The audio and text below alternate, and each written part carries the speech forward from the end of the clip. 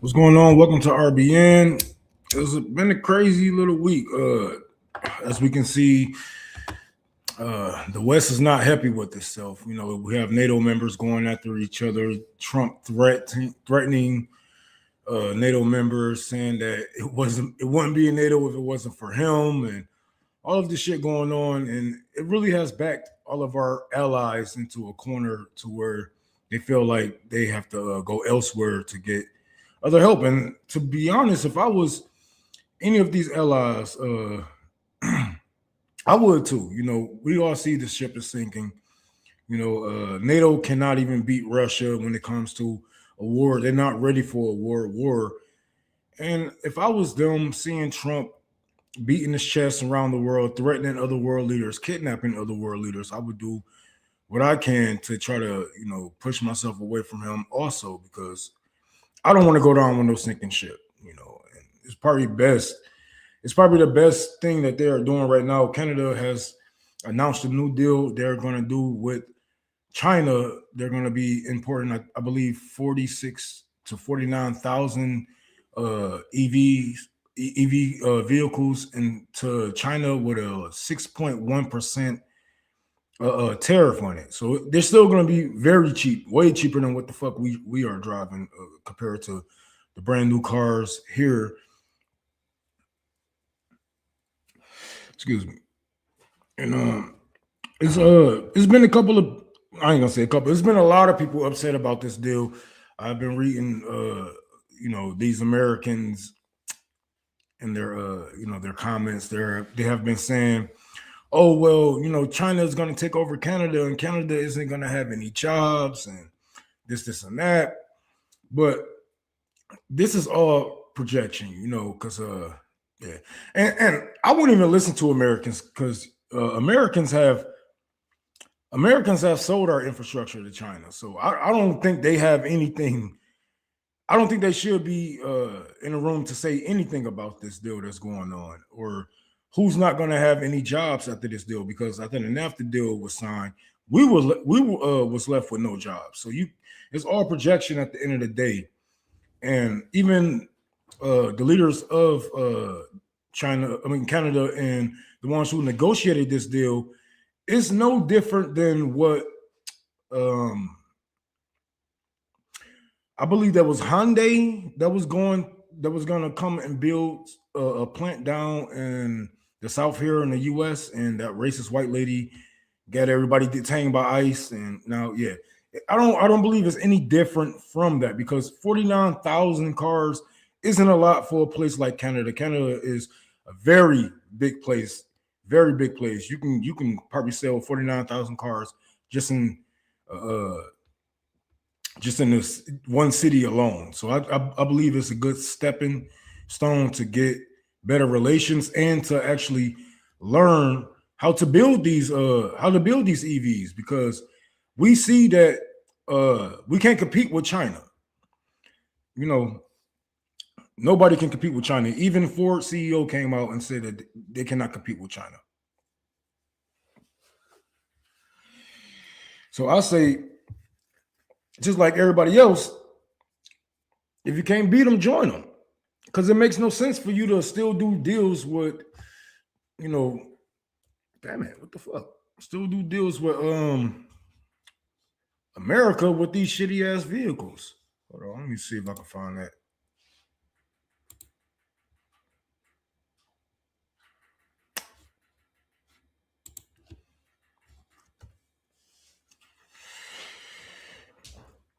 All right, so we have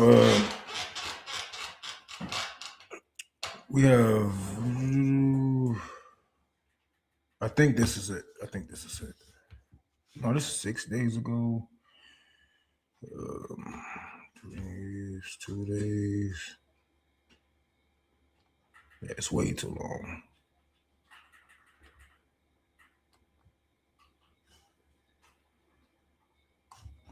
Bro, I just seen this shit.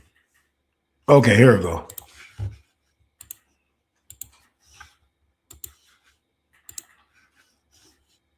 China's strengths in electric vehicle sector are undeniable. China produces some of the most affordable and efficient energy energy efficient vehicles in the world. And in order for Canada to build our own competitive EV sector, we need to learn from innovative partners, access their supply chains, and increase local demand. And to help deliver the full potential of these partnerships and bring down costs for Canadians, Canada has agreed to allow up to 49,000 Chinese electric vehicles into the Canadian market, with the most favored nation tariff rate of 6.1%. This is a return to the levels that existed prior to recent trade frictions.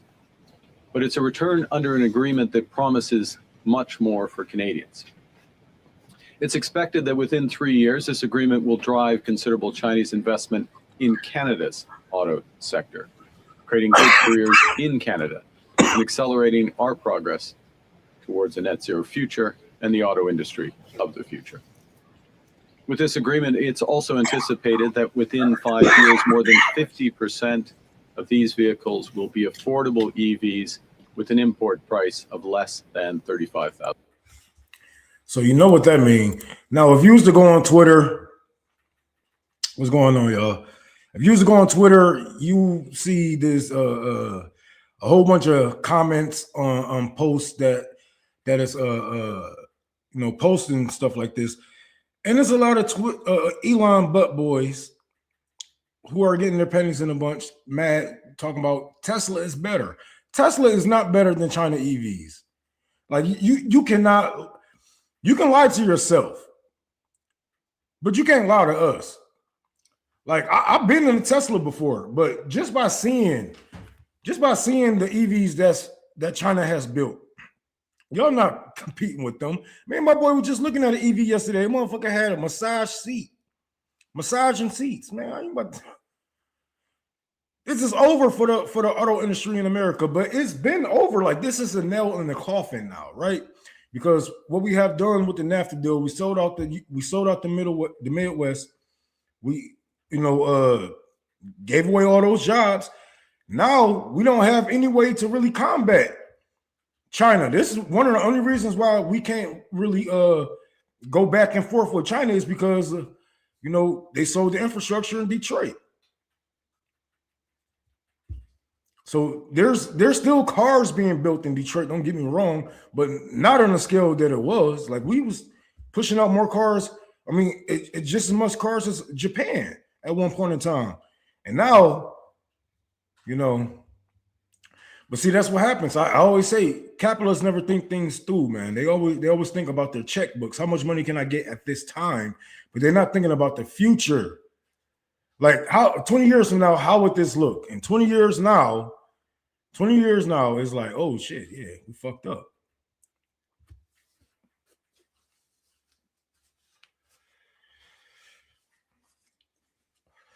But hey,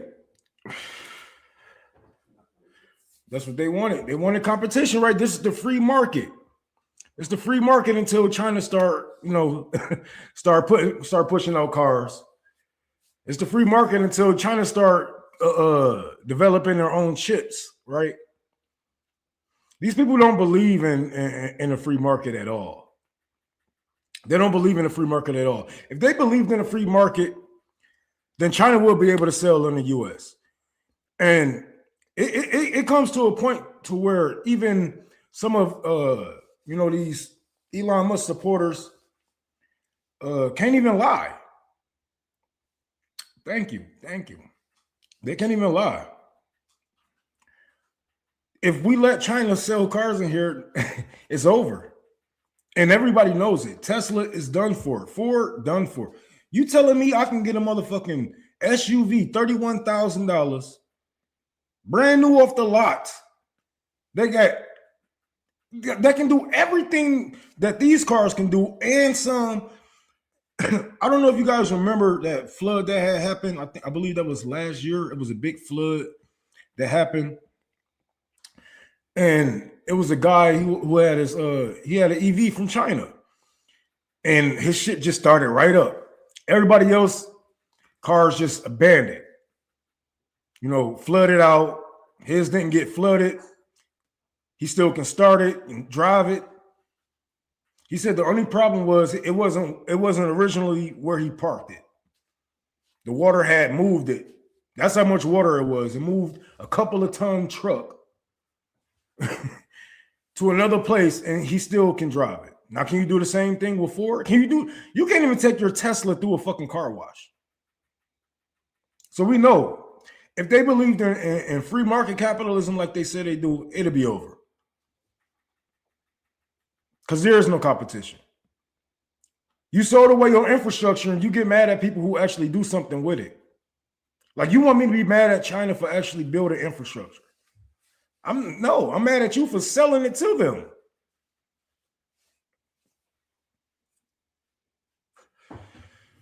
Oh yeah, they float on water too. I forgot about that. They float on water. $31,000. I can get a car that float on water. And I live in the Midwest. You know how many lakes and ponds and rivers in this motherfucker? I could be stunting on niggas. They be like, oh my God, he's about to kill himself. Oh no, I'm just chilling. I'm just driving my car on the motherfucking lake, nigga, in Lake Michigan. I don't know about Lake Michigan, but Belle Isle River, you know.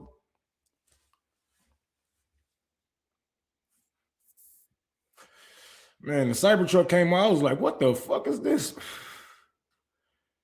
Americans put up with so much bullshit, bro. Like, y'all don't have to put up with this. I'm sorry. Y'all really don't have to put up with this. This is bad. This is bad. Like, we have been getting handed bullshit back to back to back to back to back. Same car. Half of the time, it's not even a different fucking body. It's not even a fucking different body.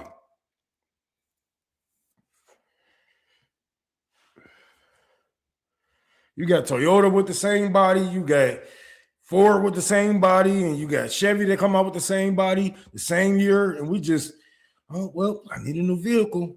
Why do you need a new vehicle? And the thing is, we shouldn't have to buy cars every 5 years, bro. Like, that is crazy. Think about how crappy these cars are. Like, back in the days, I believe my uncle had a car for like 20-something years. Them cars was older than us. Now we can't even have a car for over 5 years. So where something breaks down or what them new Jeeps get the fucking shakes and all. There's so much bullshit that's wrong with it. And then we got to trade it in. They be like, oh, well, you give us your 2019, blah, blah, blah. We'll give you a 2015, blah, blah, blah. Then your 2015, 2025 start fucking up by 2027. Like, these cars are crap. These cars are crap, and they only crap because we let the niggas get away with this shit. We let them get away with this shit. We seen them pushing out bullshit after bullshit. Like, not only this, they take away the little things that we like sunglass holders. Or fucking, what happened to, I know people not big on smoking anymore like we used to be back in the early 2090s and before then. But nigga, I would love to have an ashtray in my car. It's my fucking car. If I wanted to smoke in my car, I can smoke in my car. At least give me that option. What happened to the cigarette lighter? Like, just the little shit, right? Just the little shit.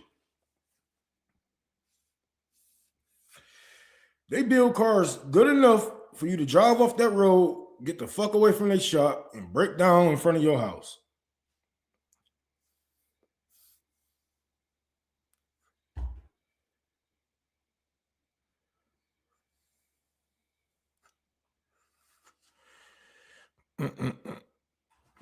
Yeah, I reported on that. Elon talking about self-driving, which doesn't work. It's going to be a subscription, and it's not going to. I'm telling you, they treating everything just like how they do in the games. They're going to start adding loot boxes to everything. It's going to be a subscription to everything. You're going to have to pay to have your brakes acting right at one point. Because if you don't stop, if they are doing this now, they're going to take a mile. They're going to take a mile, as they already have. Like, man, they have been skating on us, actually. They already took their mile. They took a couple of miles and a couple of breaks at this fucking point.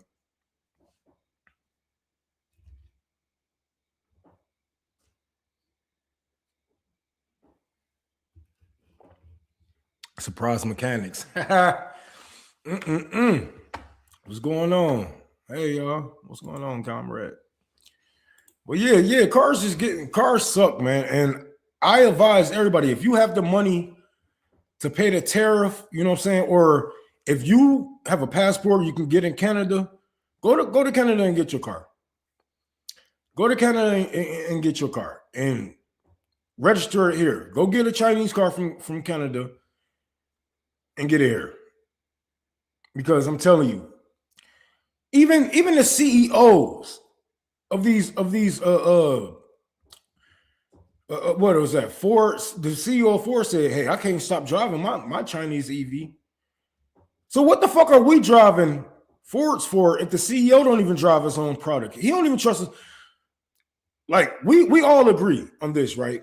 If the CEO of Campbell's say this is bullshit, I'm not going to eat this. I would never feed my kids this. This is printed meat.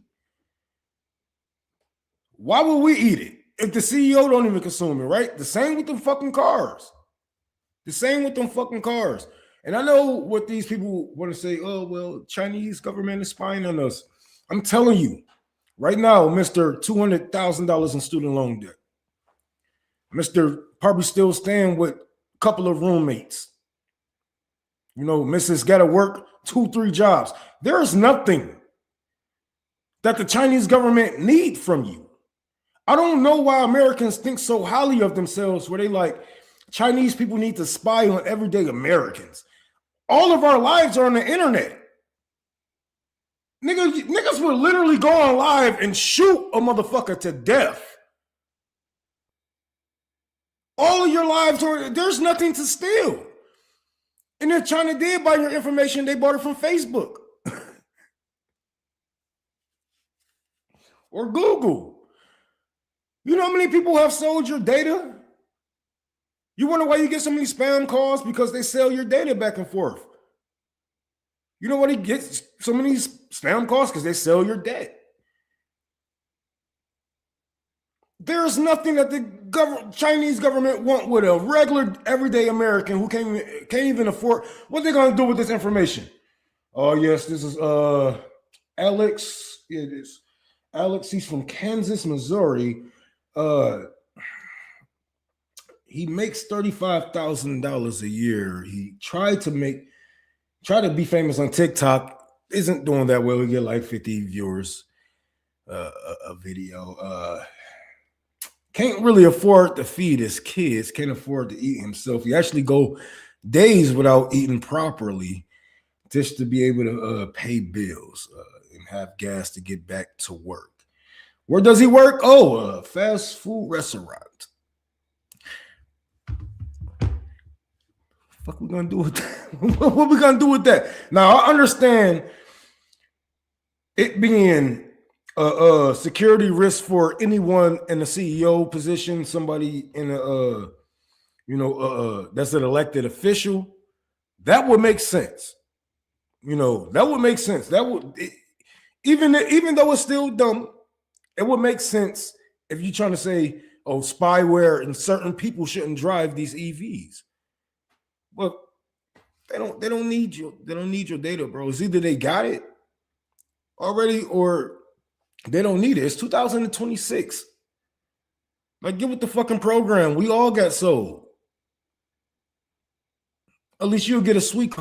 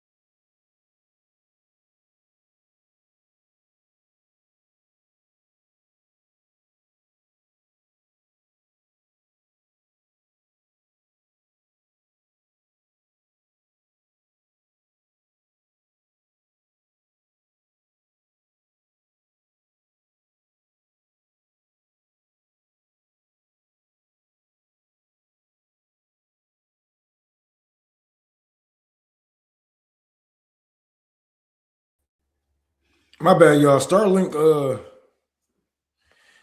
tried to kick me off the internet. Elon tried to kick me off the internet. And speaking of Elon, man, let's get on his weird shaped ass. Yeah, it's probably got something to do with the weather, all this stuff. Like, I'm surprised I'm actually uh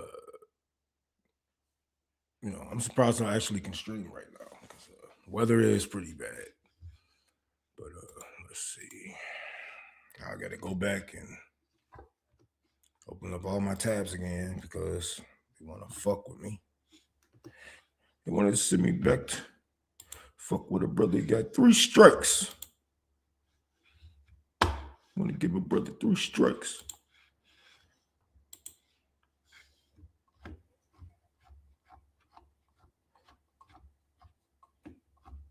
Let me find this. Okay. At first, when I seen this, I was like, this look like, I don't like when people tell me to click things, right?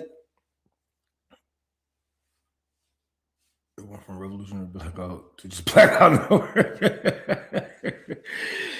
Hey, shit. We're supposed to be at 13 tomorrow. Oh, below 13. Oh my God.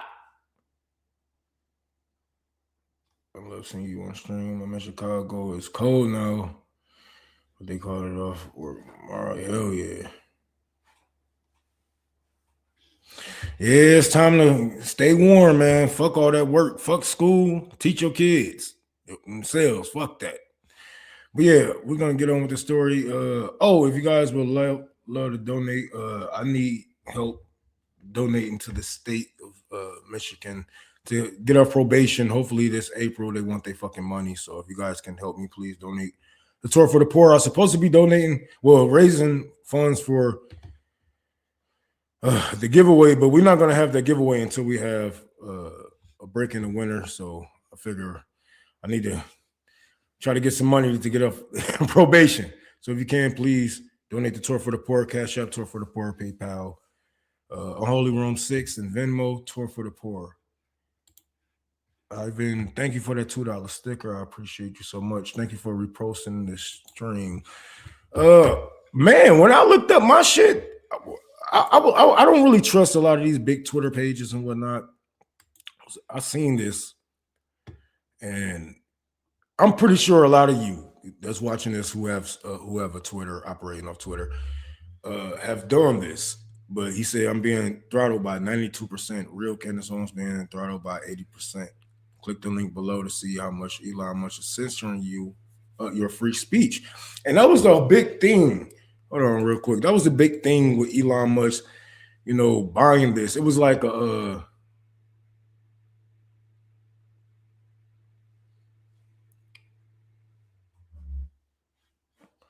oh yeah. We back monetized. We've been back monetized for a minute. We was just off for like a week or so, but we back. Thank you for that though. And that was a big thing when he had first bought Twitter was, free speech is back. Free speech, right? Now I'm not gonna sit here and act like Jack was the best guy, right? He did suppress voices, especially people on the left, he was suppressing Democrats and Republicans. He didn't care. Whoever the Biden administration told him to suppress, he would take, he would take those orders. So now when Elon Musk was talking about buying it, and now he's talking about free speech is back and it doesn't matter what you say, it kind of do matter what you say. And free speech isn't back at all. Like, if anything, he's probably suppressing speech on Twitter more than Jack ever has, on a scale Jack probably never even seen. Because, man, it was so many people sharing theirs. I obviously did mine, of course. I'm being suppressed by 92%. They got me on the list talking about kicking this Twitter page. So thank you, Rock, for that. I'm gonna make sure I make me another backup. But they saying, look, it's one of my comrades right here. 78 to 85%. And it's funny because if you look at these pages, 89%. I mean, 97%, I'm sorry. 82%. 80 to 95. 89 to 94. Like, holy fuck. That is like yo day one followers probably can't even see your fucking tweets at this point. 92%. 94. Holy fuck. And if you look at this, if you look at all these people, well, most of them, I would say, all of these people, left and right, are very critical of Israel. Are very critical of Israel. All these motherfuckers who be on their knees for BB and for Israel, their page is not getting, their pages are actually getting getting a boost. Jordan Peterson, what's that? Ben Shapiro, all of them are getting boost. 100%, 150% boost, 200% boost. And I be wondering, like, why in the fuck is they shit on my? I muted these people. Why do I still see their post? Why is they like their circle of Twitter coming over here? Because before Elon, did what he did to Twitter, there was, like we still got black Twitter, political Twitter, communist Twitter, DSA, but it's not like how it used to be. It's not like how it used to be. We used to be able to go in and out of each other's circles and whatever it may be, but it's nothing like that. All I see is racism. All I see is racism. Whether people are being racist about a game, racist about immigration, racist about this, it's always racism. It's always somebody beating the horn of the fucking empire. It's always somebody just, it's to the point that I damn near didn't even see RBN members, where I have to type in Nick or Sabby name just to see their fucking posts. I'm like, what the hell? Like, we in the same group. I should be seeing they post first. Would you want me to subscribe in order to see they post? I'm already following them. So I'm just glad that Grok, however you pronounce that, Grok, exposed Elon Musk once again. That's all he do. Like that gotta be that. This is the thing with Elon. It's like all of his inventions end up biting him in the ass, man. It is just it's so funny. It's like Wile E. Coyote, with the acne products. He think he got this extravagant plan and he's setting up all this shit and it always end up biting him in the ass. Tesla biting him in the ass. Fucking the rockets, they explode and like every time he try to fly some shit out of space, biting him in the ass. Like, and now his Nazi robot biting him in the ass again, exposing him. Thank you for that $5 sticker, man. Awesome black dude. But everything that he touches bites him in the ass, and it's just so funny how people consider this man a genius. This man is a welfare queen. He probably collected more welfare than some cities in their history of being a part of the United States of America. And then we let this fucking, I don't mean to talk like this, but y'all let this immigrant come over here and tell y'all that y'all don't live in a democracy. He tried to rewrite your laws. He tried to, gain political influence over your elected officials. I'm starting to think people being an immigrant isn't the problem. I'm starting to think it's like, I think it got something to do with people being black and brown. Straight the fuck up. Because it's funny to me how ICE is going after all these brown people, all these black people, Africans, and so on and so on, but there's so many white people here illegally. Like dead ass, there's a lot of white people here illegally. You'll be surprised if you go to jail. You will meet a lot of people. If you go to jail in Michigan, you're gonna meet a lot of white people from Canada that's here illegally, that's getting ready to get deported. But why you don't ever see them running up on them Europeans that overstayed their visas? Yeah, I don't think it's immigration. I think it got something to do with people's skin color.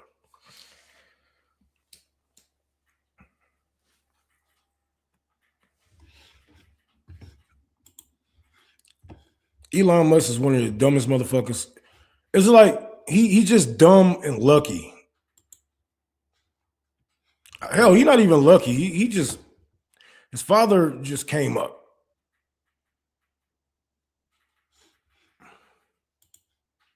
Off of slavery. And he benefit from it.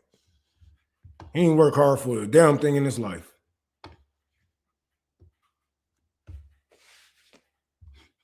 And then got the nerve to sit here and criticize Americans and how we should live. Calling us dumb.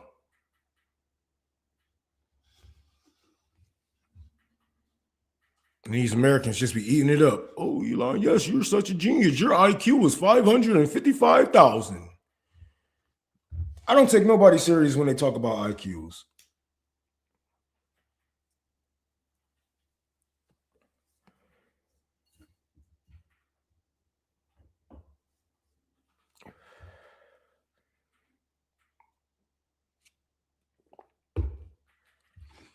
Some of the same men who said they had the biggest IQs in the world never created a damn thing positive for the fucking world. I don't give a fuck what you say your IQ is. That shit is not real, bro. Like I'm not falling for that.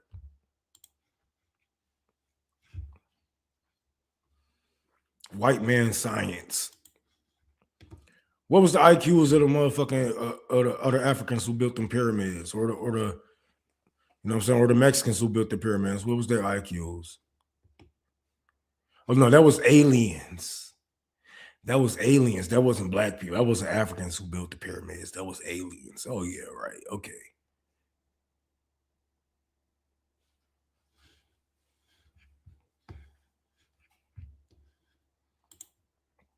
Yes, he was. And yes, it have.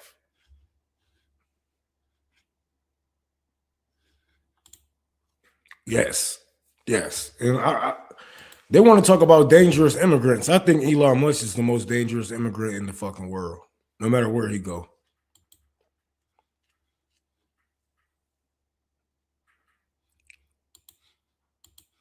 Where the freak did I put that?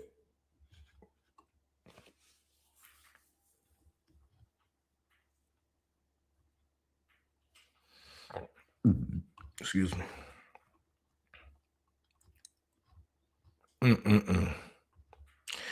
This motherfucker get on my nerve, but we're gonna talk about this in a minute.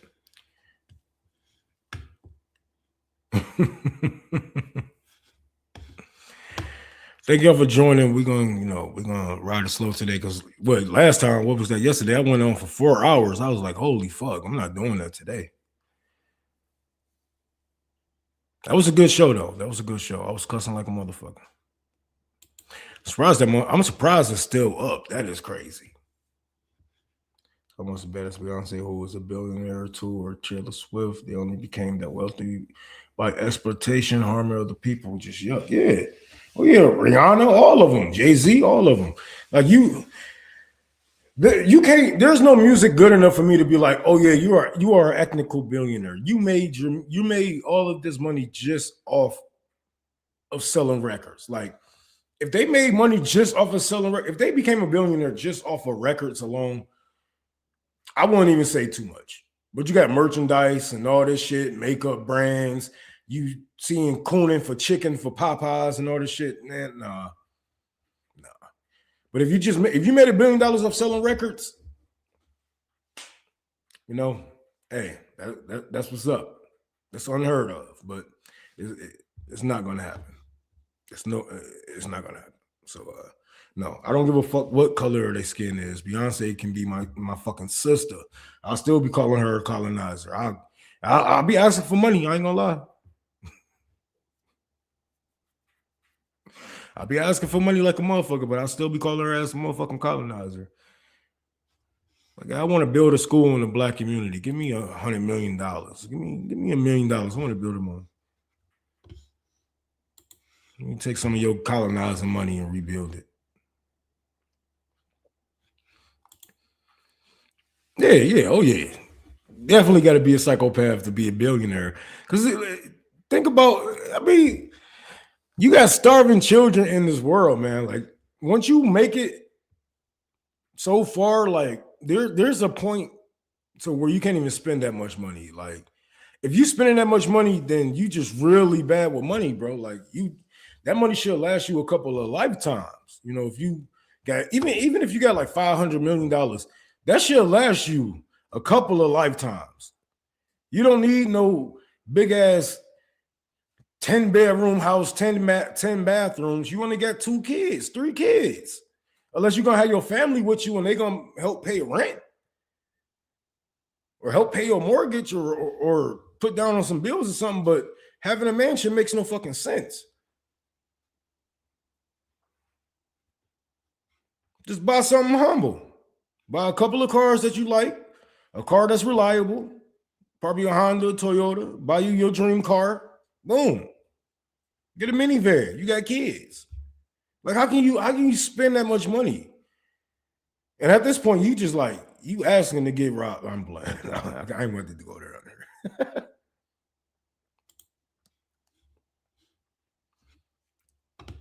You can end world hunger. You can end at least hunger in America for sure. Or if you want to do America and American politicians are working against you, just move to another country and do it there. Show us how it's done.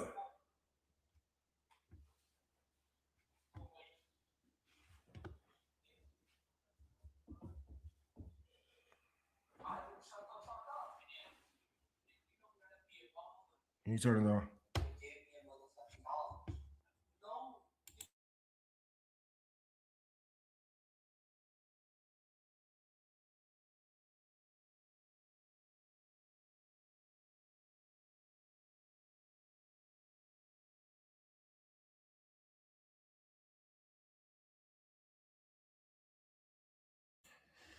I mean, shit. Why would he? That's the only reason why they became a billionaire, anyways, because they are fucking psycho. They're fucking psychopaths, man. Yeah, they don't need 100,000 rolls of toilet paper either. All that shit go to waste. You'll be surprised how much toilet paper actually is just waste. Is at the fucking dump. Remember when the pandemic kicked off? A lot of those people ain't even man. They were selling tissue on Facebook Marketplace, dead ass. After all that shit, even a year or two later, they were selling fucking tissue on Facebook Marketplace. Because people consume, and people, they get in this frenzy. And it's so crazy that when shit like that happens, the American people should be able to tell that they have been failed, because instead of us going to, infrastructure that was built for us or built for certain problems like a pandemic, they don't have safe spaces for us, no bunkers, whatever the fuck might happen. Because what would happen if we get bombed, right? It ain't no going to Walmart and getting tissue, ain't no getting food, nigga. We about to die. You know what I'm saying? But they ain't built nothing for us. They just got us all in a frenzy, and we knocking each other over for some tissue and for some bullshit that we don't even fucking need at the end. We didn't even need it at the end. It's crazy.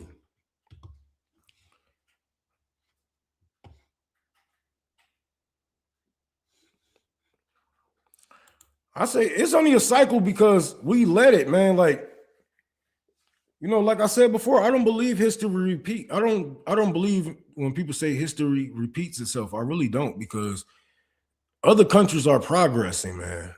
Other countries are progressing, and even countries that's under our thumb is still striving to this day. Like, look at Cuba; they still doing great with their healthcare system and all of they are doing. Yes, they definitely need some more help with their infrastructure, but that's only because of the blockades, the the sanctions and everything that we have been putting on them, but they are still striving. And we can look at China. China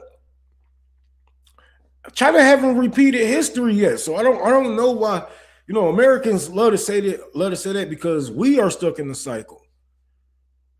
We are the ones that are stuck in the cycle, but the world has moved on. The world is progressing. They are connecting with each other. They are trading with each other. We got trains getting ready to get connected from Africa to China to Russia.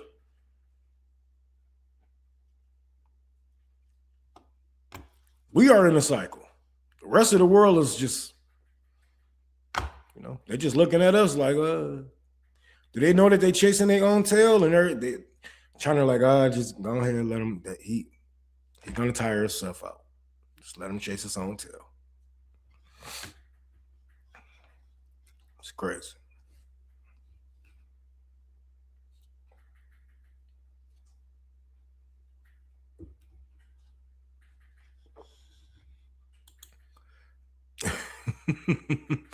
Yeah, it definitely is, man. Because we definitely put up with some abusive men, and we really don't have to. Really got all the power, but people, I don't know, man. People are neutered. I don't know how else to describe it. Thank you. I try to learn. Just pattern recognition at some point, after a while, But all right, before we move on to this next story, please donate to Tour for the Poor so I can get my black ass off probation. If you can donate, I got the link strolling below me. Cash App, Tour for the Poor, PayPal, Unholy Rome 6, Venmo, Tour for the Poor. We're gonna move on. We're gonna talk about Drake. I've been avoiding talking about Drake because it was like it's like low hanging fruit, and I knew that his lawsuit wasn't gonna go anywhere because it's basically an infringement on free speech, right? He is trying to make it to where artists can be held responsible for what they say in their songs, and I know there's some people out there like, yes, some songs can be held against you, but that's if you are blatantly on the microphone saying, hey, this day I went out and I sprayed the K and they all laid down on April 5th. Like, of course they're going to get you for that. Of course they're going to get you for what, nigga, you snitched on yourself. What's that rapper? Oh, YNW Melly got murder on my mind. He described the fucking murder scene and all of these rappers. Like, come on now, take K. He described, hey, I couldn't beat the case, so I did the race. Niggas literally snitching on himself. So yes, that would be held up in court. But to sue somebody over saying that your friend is a pedophile, because I know a lot of people like to say, oh, you let somebody call you a pedophile and blah blah. Like, no, I listen to the songs a lot. He said his boy is a pedophile. He did not say Drake is a pedophile, but that's neither here nor there because it doesn't matter who he called what. Nigga, you can say whatever the fuck you want. It is a rap battle. I can say, man, you know who else got called a pedophile? Jay-Z. A lot of people overlook it all the time because he didn't blatantly say it, but when Nas said, Foxy got you hot because you keep your face on her pussy. She was only like 15, 16. She was like 13, 14 when she got signed by them. She was with them. And there was rumors of them fucking when she was a teen. He called Jay-Z a pedophile, a rapist. Did Jay-Z take it to court? No. Jay-Z was like, okay, well, I'm going to get you back. I'm going to drop another diss track, whatever the fuck it may be. We're going to keep it rap. Because once you get the courts involved, then all this, you don't want the courts involved. You have to remember, like, rap is a form of like, it's like some civil rights. You know what I'm saying? That goes into rapping, because there's a lot of fucking, you know, there's a lot of shit we had to go through with them courts to be able to say what we wanted to say. And if you know the history of Naughty by Nature, you know, they went to court for rappers to be able to say certain shit and not be held accountable, or, you know what I'm saying, not be dragged to court for this type of shit. And isn't just going to affect hip hop, you know, because we know how these bills go. You know, if they take it down from one person, then it's going to happen for the rest of us, right? So Drake isn't just attacking hip hop, he's attacking First Amendment rights that the court of law has already told him, like, look, this is nothing. Get back in the booth. You say he was a woman beater, and then you told him to call you a pedophile. Get back in the booth. But no, now he's back. Now he's back in the court. He just he's mad because they're gonna, you know, they threw his case out because it was stupid, and it is stupid. It is stupid. Like, I don't know anybody. I know there's a lot of Drake fans who's gonna stick up for this, but it just doesn't make any sense, man. People are gonna call you names. People are gonna be mean towards your favorite artist. Yes, it happens. But to sue over this song, and I know you guys are gonna say, "Oh, it's not over this song; it's about them promoting it." Okay, let's take it back, because originally this was about bots. This was about UMG possibly botting the song "Not Like Us." And if we're being honest, he's suing over the wrong song. I would have sued over Meet the Grams, because you're not about to talk to my parents like that. Damn sure not my son like that. You know what I'm saying? Like, I would have sued over that song, but Not Like Us. Come on. He just mad because it was the club banger. So it's just like Drake's a bitch. I don't know. Drake's a bitch, bro. He's a bitch. And to be this hurt 2 years later, I mean, of course I would be hurt. I ain't gonna lie. If he did a song about me like that, I'd be hurt, but I wouldn't be dragging it in court. I would take my L on the chin like a man. You know, it isn't like this is his first L when it comes to a rap battle. He lost against Common. He lost against Pusha T. You know, so and Pusha T exposed him having a fucking kid. So it's just like, you know, I feel like he just really, really bitter because of how the song hit, and, you know, how it was really worldwide. I know a lot of people got tired of it because it was played everywhere. It was all around the world. You could not avoid it. And I think that's what he is really mad over. I don't think it got anything to do with Kendrick calling him or his boys a pedophile. It don't have anything to do with UMG possibly botting any songs. Because if we are being truthful, I believe Drake bots his songs. I believe so. I don't see Drake nominated for these awards. Like, all he get is like, oh, well, he was streamed 1 billion times this month. I'm like, what them record sales looking like though? No good record sales, but 1 billion fucking streams. I think it's all projection, and as we can see, he's in multiple lawsuits saying that he bought his songs. So there's a lot of projection in there, and I feel like he's more hurt how the song stuck than what the song said. Because it's not people's first time calling this man a pedophile. It's not the first time, you know, somebody saying that he has ghostwriters.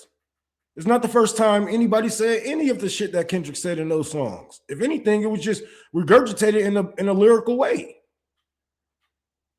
None of this stuff is new. And when he took it to court, she was looking at it like, the fuck on my face with this, bro. You wasting my time. You wasting your time and the court's time. And I think you are being lied to by your lawyers. I believe that they are making hella bank off of you. They know that they cannot win something like this because this is gonna go to like it's not just he wanna sit in front of a jury. It's not gonna happen like that. This is gonna go to grand juries. This is gonna go to the Senate. This is gonna go to, you know what I'm saying, to the senators.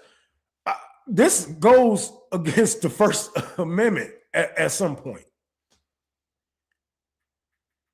Because you can't just take away people's rights to say things. I can tell you, I can say whatever the fuck I want to about you on the song. I can literally call you whatever the fuck I want to. You get your feelings hurt and you sue my boss. You don't sue me. You sue my boss for promoting and doing his job.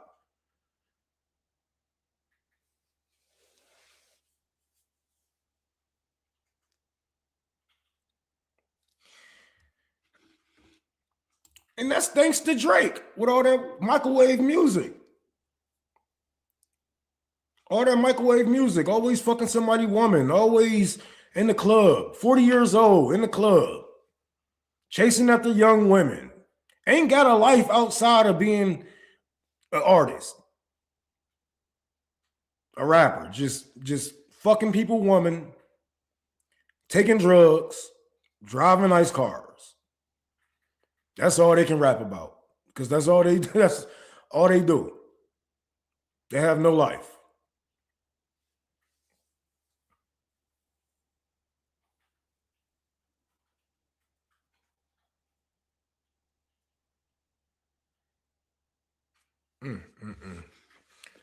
But yeah, Drake is gonna look like an idiot when this shit get thrown out again, and he's gonna be butthurt by this for the rest of his life. Not only is he gonna be butthurt, but his fans are definitely gonna be butthurt. But hold on, let me see if I can play this. Drake is appealing the dismissal of his defamation lawsuit. So a few months ago, he filed notice. So we knew that the appeal was coming. The document and the filing is actually here at 60 pages. And Drake is appealing this lawsuit against Universal Music Group. He's asking this case to be sent back, and he says that it should be decided by a trial, not by a motion to dismiss. He says that Kendrick Lamar is not like us, he alleges, is an ambiguous matter of fact. So the issue when the judge decided to dismiss it was that the judge basically said there's no way that a song can be taken as like proven like fact, right? Drake is arguing something different. He's also claiming that Universal Music Group relentlessly marketed the song in a way that misled customers and caused some serious harm. And he says in this filing that it's dangerous for certain actions not to be taken when things like this happen, because you're basically telling people that they can defame people relentlessly. It's a rap battle. So once again, why don't these things apply to him? This man said that Kendrick beat his wife. This man said that Kendrick's baby's not his best friend Dave Freed got his wife pregnant. Why doesn't that apply to him then? I really don't understand Drake at this point, because it went away, right? People weren't talking about it, right? They just started talking about his new album. Was the Iceman album? No, Drake just keep making it colder and colder for Iceman. That's the perfect name for that album. If it seems a little chilly for Drake, it's because he does, silly stuff like this. Yeah. That is the perfect name. And I keep telling y'all, Bobby Drake, who's Iceman, was a gay superhero. I don't give a fuck about that part. Yeah. It's like, dude, you call Kendrick a fucking woman beater, dude. Like, what the hell is wrong with you, man? If anything, if anybody should be suing, is Kendrick's fiance. That's the only one who have grounds for suing. You put this woman name in tracks, said that she's cheating on her man, and she had a baby by this nigga best friend and all kind of shit. So if anybody had any grounds to sue, it would be Whitney, but we don't see her suing. We don't see her suing. And that's telling. That's fucking very telling that a woman is harder than Drake. She harder than Drake. She can take it on the chin. And Drake can't. Ain't that about a bitch? And hey, I think he's dragging this L way further than what Kendrick did. Kendrick did his victory lap. He did his my Kendrick Cole. he did a victory lap. He did his GNX tour. He dropped this album, sold well, but I think who's really dragging it out is Drake. And to go into 2026 with this mentality is not gonna age well for you. And I know it make me feel like he's scared to drop that album. He's scared to drop that album because I think this was his backup. He was gonna win that lawsuit, come out and say, I told you niggas they was botting, they was plotting.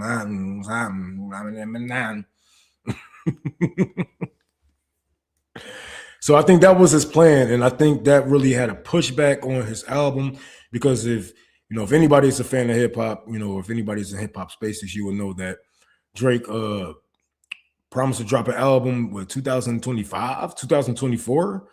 He was rolling out Iceman and we still haven't got nothing. So yeah, I think that was his plan to win this lawsuit, come out with an album with a couple of dance songs, probably a Jamaican song, Caribbean song, and a couple of disses towards Kendrick and his bosses.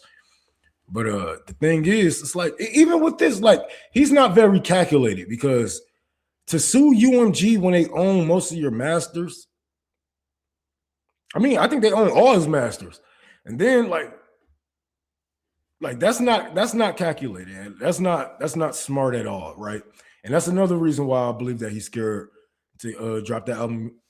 Drop that album is because he won't get any backing. Well, of course he's going to get some backing from the label. Of course, they need to sell in order to make their money back from him, but it's not going to be the same backing as Drake had a couple of years ago.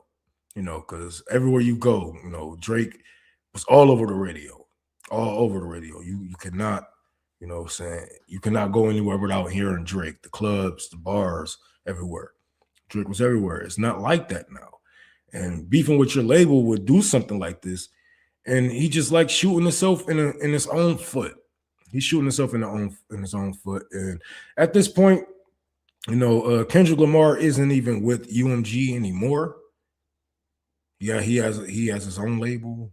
So I don't know how any of this is going to work out now. And I believe Kendrick was smart to make a move like that because I remember when this first happened, when he put out like that with Future and Metro Boomin. Then Drake dropped a song and they was like, oh, well, Kendrick taking all day. He took 2 weeks. He took like 17 days to drop Euphoria. But during those days, he was getting out of his contract with UMG, with TDE and UMG. So I believe that was a smart move. That was a very smart move on his end. That way, nobody can actually, do. Drake can't do what he did to Pusha T because if you don't know, Drake is an industry darling, and this is why he's really throwing a fit. He thought that UMG would be able to silence Kendrick when it came to his First Amendment. But Kendrick was already up under his own label, and there was nothing UMG can do.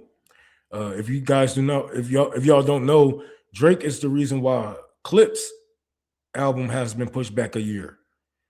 Clips had to buy their way out of their contract because of the fact that Drake was behind the scenes trying to get them, hushed up. Trying to take certain songs, take certain lyrics out of their songs and shit like that. Like this man has been, trying to take away black men free speech for a while now, behind the scenes. And it's going to get to a point where it's going to start affecting everyday citizens because with powerful people like this, powerful people like Drake, who can manipulate the courts, who have money to manipulate jurors, even if it gets that far, he does have power to do something like that. It will trickle down to everyday Americans. He on some Fed shit. That's a federal case if y'all don't know. Like people can really go to jail over that. People can really go to jail over that shit. Like if let's say if they did find any evidence of UMG bodying or whatever the hell it may be, nigga, you a fed, bro. Like that's some fed shit. Yeah, I don't like Beyonce or Oprah.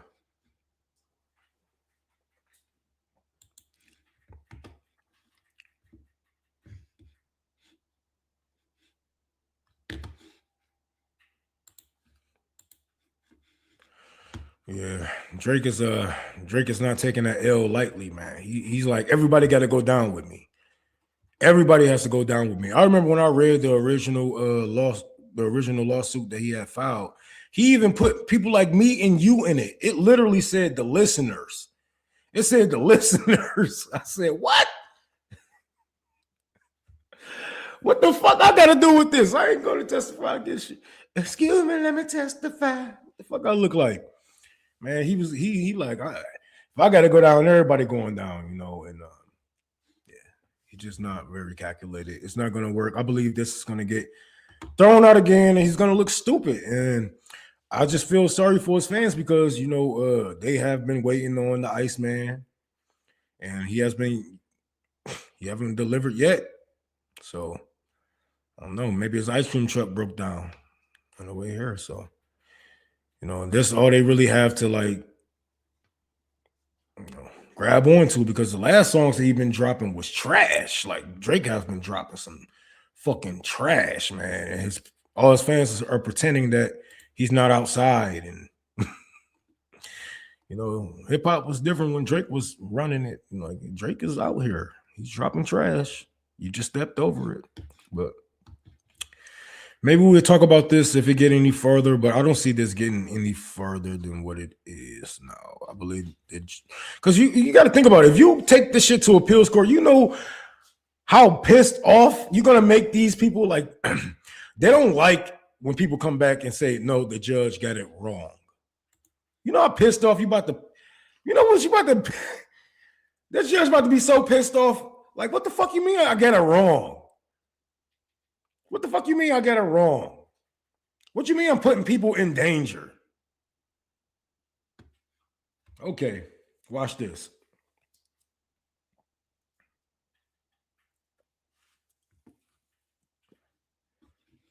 Nas still going. Yeah, Nas just dropped the album. It wasn't as good as I thought it would be, but he aged well for his age. What are those lawsuits? Man, and that's what I'm saying. Like,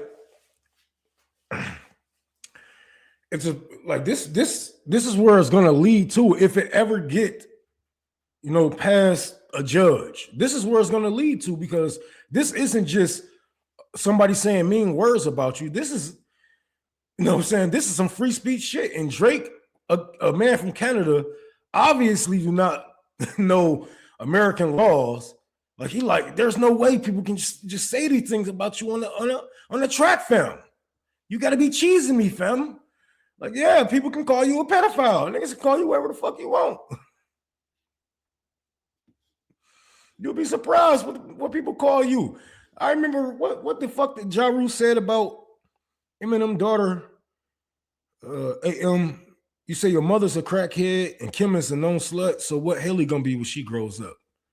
Like I done heard way worse than certified Loverboy, certified pedophile. Like that's just okay. He called you a pedophile. It's catchy, but it ain't nothing like how rap used to be.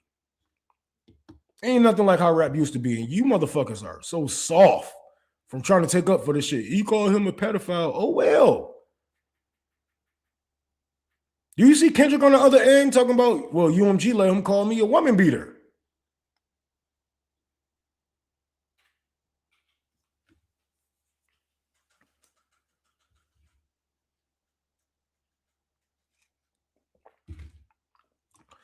I'm never going to stop smoking. Ever. No, I'm playing. No, I'm going to quit smoking soon, though.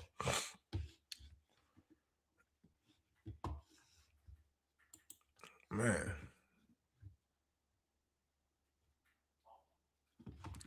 Where the fuck is? Why is my bookmarks like Twitter just been fucking up, man?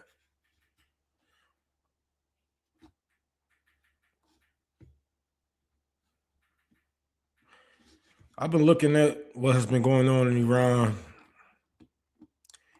and then I look at, you know, what people in the U.S. and what supporters of the West is saying.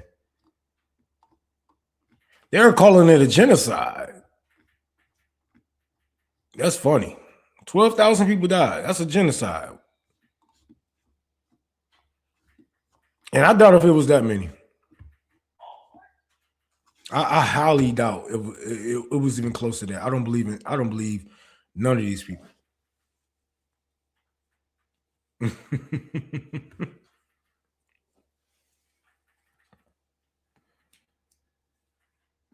And now a report has came out that they have done autopsies on some of these bodies, and Israeli bullets found inside bodies of Iranian children killed in riots.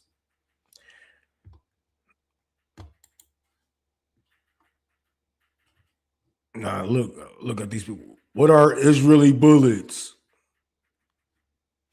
You know what the fuck Israeli bullets is. I hate when these people try to act oblivious. These people are evil and they need to be shot in the head.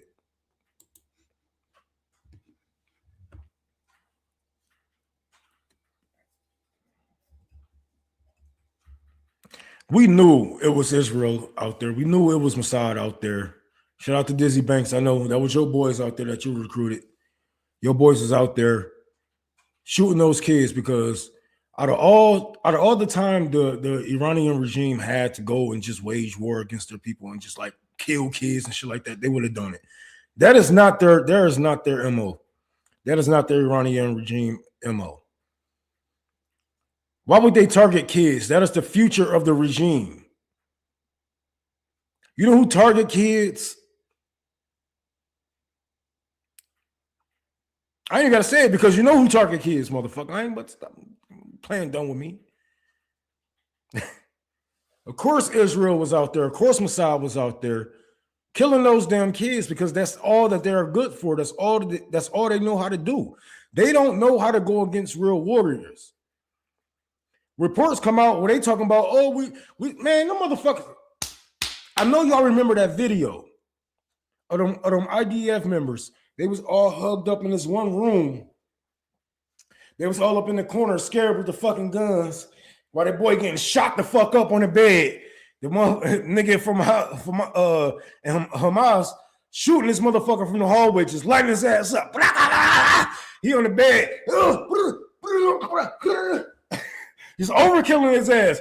His boys in the corner with their guns like this. They don't know how. They're not warriors, bro. They don't know how to go against a real motherfucker who got a gun. You know what I'm saying? They want to go. They want easy targets. That's why they snipe children. They snipe children from a safe distance.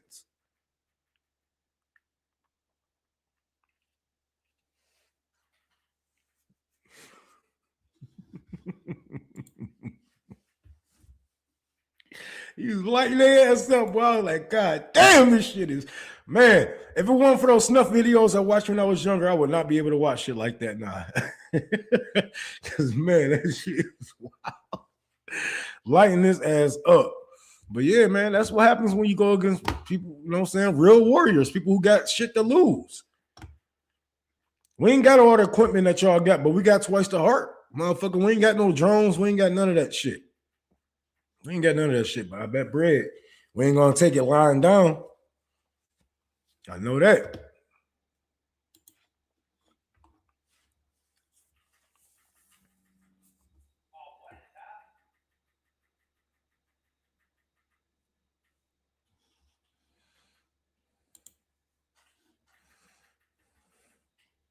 I believe Trump and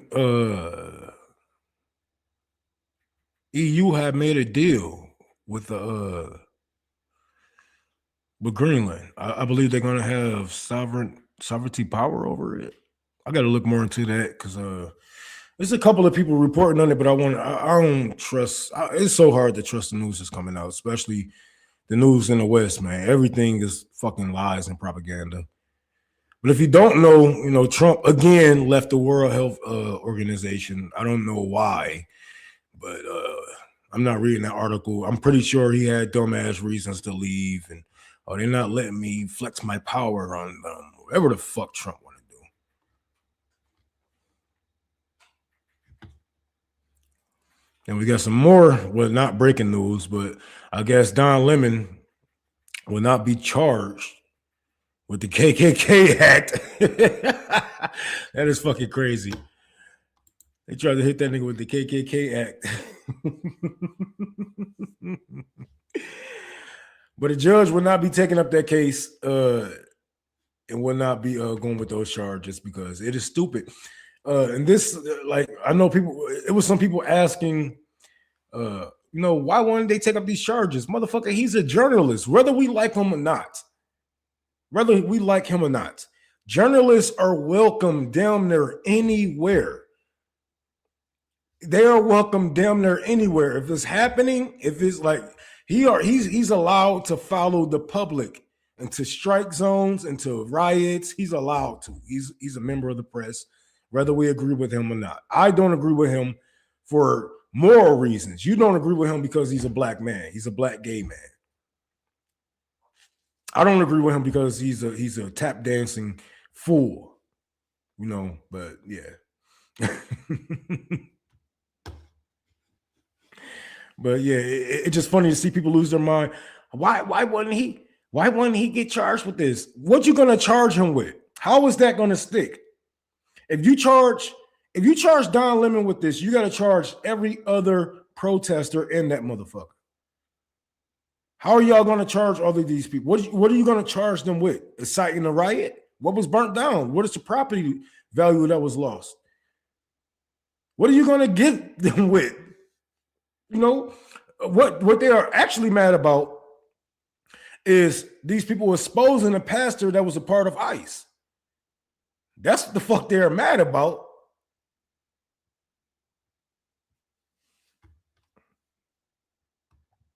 Because like we said, it's just like the KKK. When we said the same shit about the KKK, you never know who they are. They can be your judges, they can be your pastors, they can be, motherfucker who make you a burger. You don't know.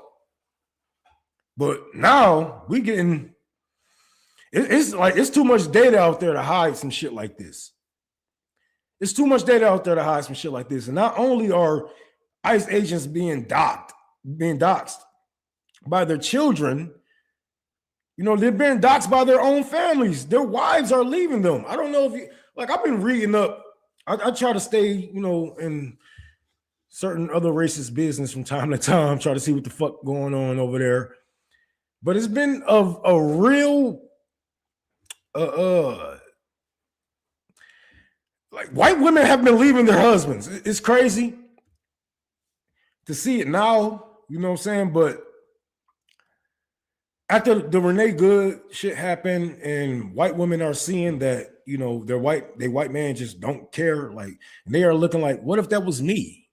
You know what I'm saying? They start to see themselves in Renee Good, like how we see ourselves in, Mike Brown or anybody else that's been brutalized or murdered by the police, by the state. Now they understand, right?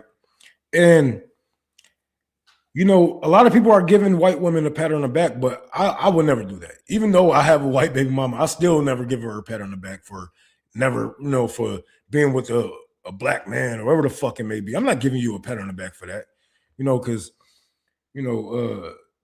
white women love to pretend to be the damsel in distress in imperialism. Like white women tears have gotten towns burnt the fuck down. Straight the fuck up.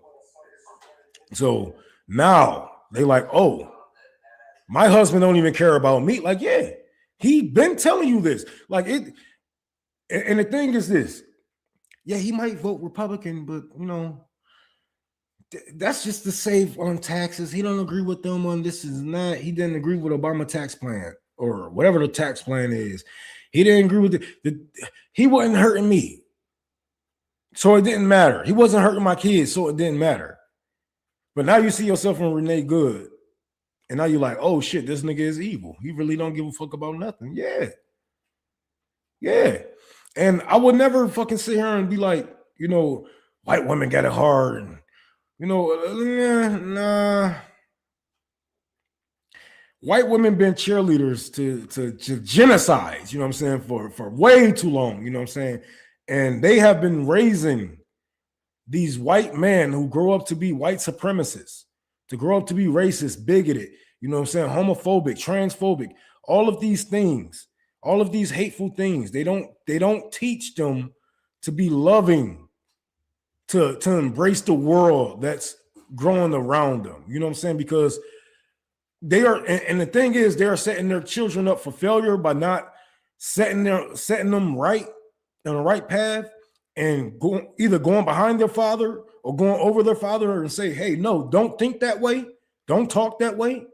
Because in a world where, you know, white people are dying the fuck out, it's going to be very hard to be racist. I'm sorry. Y'all are losing your power. You're losing your power not only on America, but you're losing your power on the world. And to raise a child to be racist in a world that's brown, you're setting them up for failure.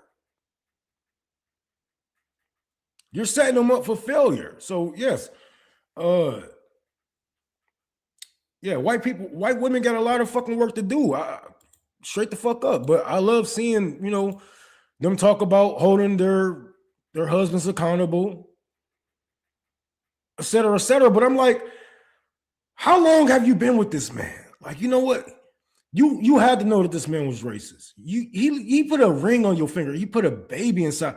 He put sperm inside of your vagina, man. Like, how long was you with this man? How did you not know that he was a hateful guy? Because you can't hide something like that for so long, right? You can't hide being racist. You can't hide being any of these phobias, because if you don't want it around you, you're not going to hold your tongue. These white men do not hold their tongue when it comes to not wanting black people around them, brown people in their cities or in their suburbs. They are not shy from that. So what took you so long? Because you stuck with him after he voted for Trump the second time, and you only leaving him because of the shit that's going on with ICE, only because you see yourself in Renee Good. White women are leaving their husbands. Let's talk about it. It has been fascinating to watch the content unfold. The fascinating part, and none of this is surprising if you've been paying attention, and if you are a white person who has at least attempted to unpack all the things that you've learned through white supremacy and unlearn those things. Like, this is not surprising at all. I think back to my girlhood, my teenage years, my young adult years, and even through today around other white people, where you see these couple dynamics, these heterosexual white couple dynamics, where, like, it's almost as though the woman treats the man like he is a blank slate. Even if he votes Republican, we just sort of shove that under the carpet because she's a Democrat, because she's a liberal, because she believes in feminism. And sure, sometimes, you know, they get into a little, but, you know, he means well, and he loves people, and he cares, and he's not one of those people. I can't tell you how many white women I have known over the course of my life who have these sort of excuse-making relationships with their husbands or boyfriends or whomever, and say, well, he's not really like that, though. I mean, he's different. I mean, yes, he votes for Republicans, but really that's just about taxes and da-da-da-da-da. And they just softballing you all the time. And there's something about white culture, what could it be?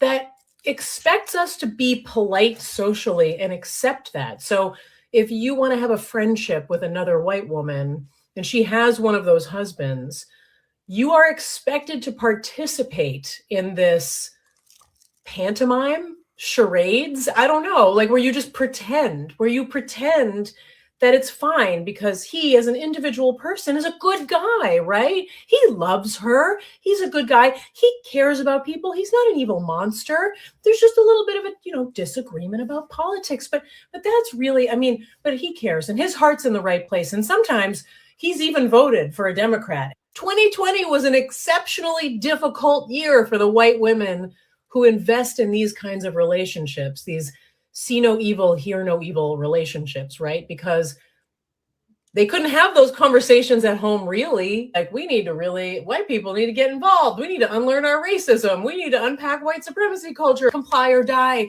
is not the way that Americans should be living.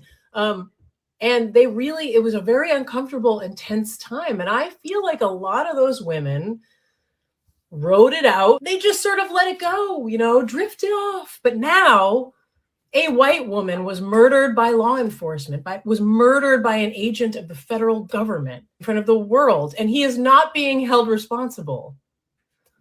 And they can't look away now because they see themselves as sitting in the front seat of that car. For the first time, they see themselves, and they expected their husbands to see them there too.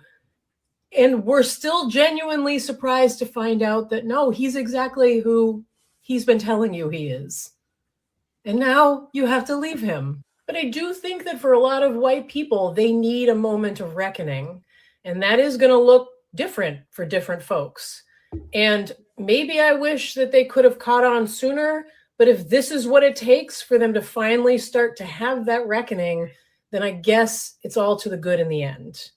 What I want to say to other white women is, like, never forget and always be cognizant of the amount of bullshit that we inflict upon the rest of the world, who wait patiently for us to catch up with what the global majority already know. I just want to add this little tidbit of advice to other white women. Every time I feel like I have some sort of a breakthrough, I have to take a pause and examine, where did this come from? And then where was I blind along the way? Where did I not see it? I think it's really important that we get there, but I think it's even more important that we understand why it took us so long. What were the barriers? What were the roadblocks? What were our blind spots? Why didn't we see it earlier? To all the white women who are leaving their husbands, girl, good for you. And also, take some time to think about how you got here in the first place. Because I guarantee there are other areas of your life, there are other aspects, there are other things that you're doing, that you're engaged in, beliefs and opinions that you hold, that now might be a good time to kind of examine those things. She basically said, y'all niggas racist too. That's what she said. She said, y'all racist too. Y'all need to do some self-reflecting. Because there's no way you can sit up here and have a baby with a racist man and not be the same way.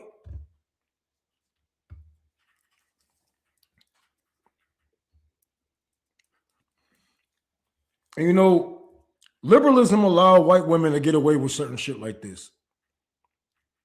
Liberalism allowed white women to get away with certain shit like this. Like they will pretend like they have solidarity with the black community while they gentrify it. You know what I'm saying? While they, vote for people who's gonna do nothing but send us to prisons, fuck up our districts, red line.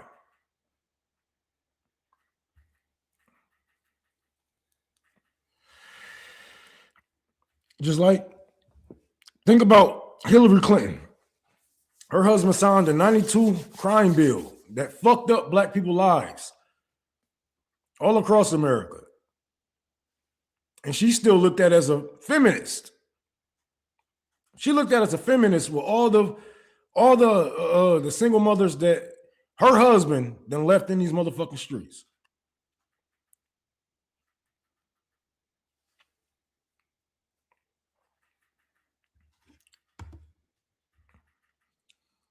Last Christmas trend to be the final straw for struggling marriages.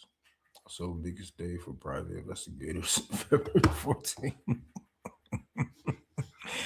Yeah, it's about to be some divorces. And if you don't know, the government is trying to charge you if you do not have kids. Your taxes will be going up. They are trying to pass a law. They're trying to pass a law. If you do not have kids, you will be paying higher taxes.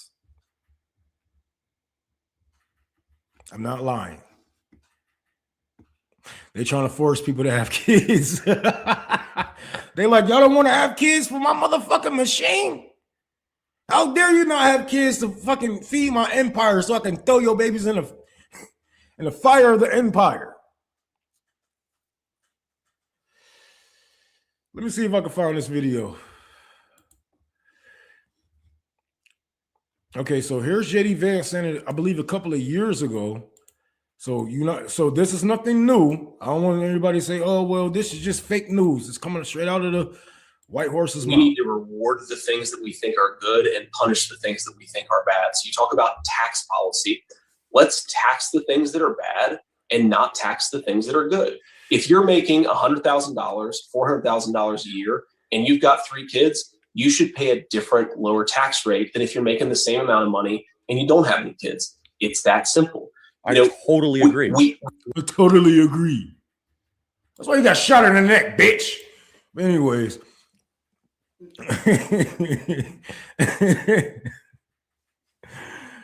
But yeah.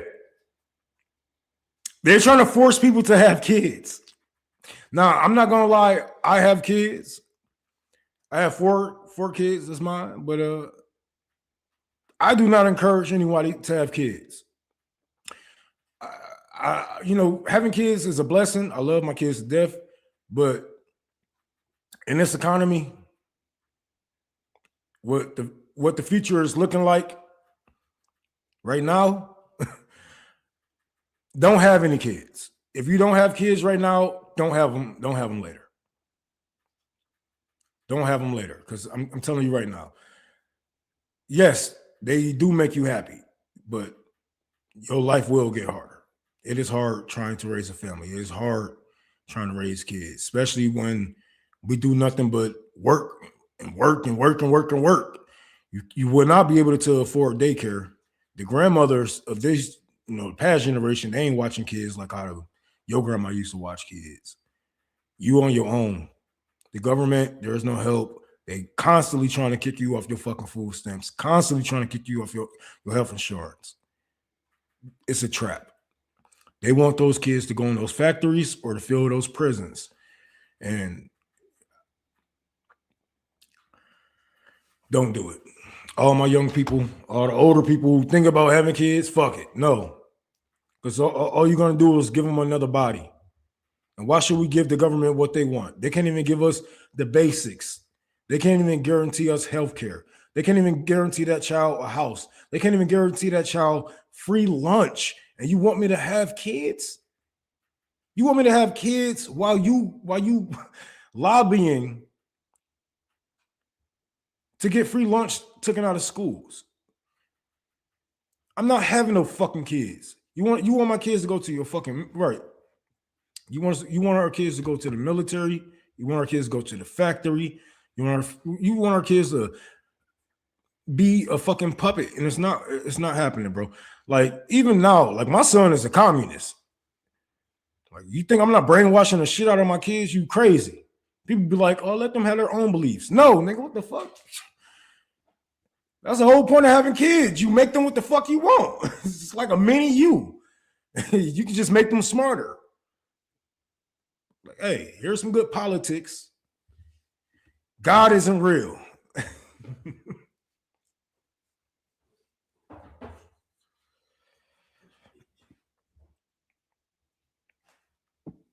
Oh yeah, we still got some factories up here in Detroit. We still got GM, Chrysler, some Ford plants. There's still some plants up here, but it ain't nothing like how it used to be in the early 2000s. Everybody had a job in the early 2000s up here.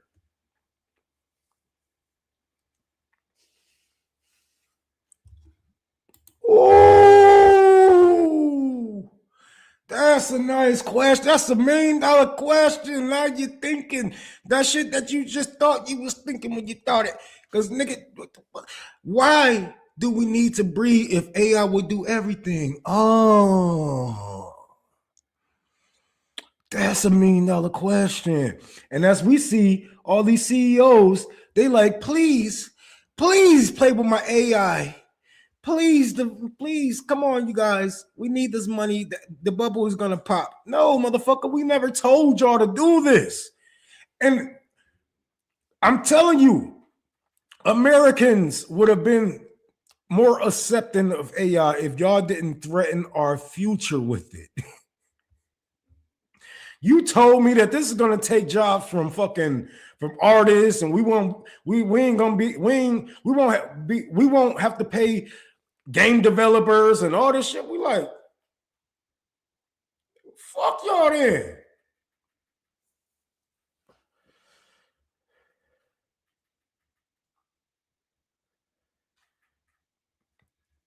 People would have been positive, way more positive AI if y'all would have never threatened us with it. If y'all would have came in with some good propaganda, like we're going to use this AI robot to go in and, do some mining, research. We're going to upgrade the rovers on Mars and this and that. Niggas would be like, oh yeah, come, you know what I'm saying? Whatever. You talking about you going to take my job? Y'all going to draw anime? Like, I'm sorry, but if I look at some anime titties, they got to be hand drawn because it's just something about the, you know what I'm saying? Because AI titties, it just don't do it for me. AI titties, I know they fake. I know anime titties is fake, but you gonna make them double fake? Nah, I can't rock with that, man.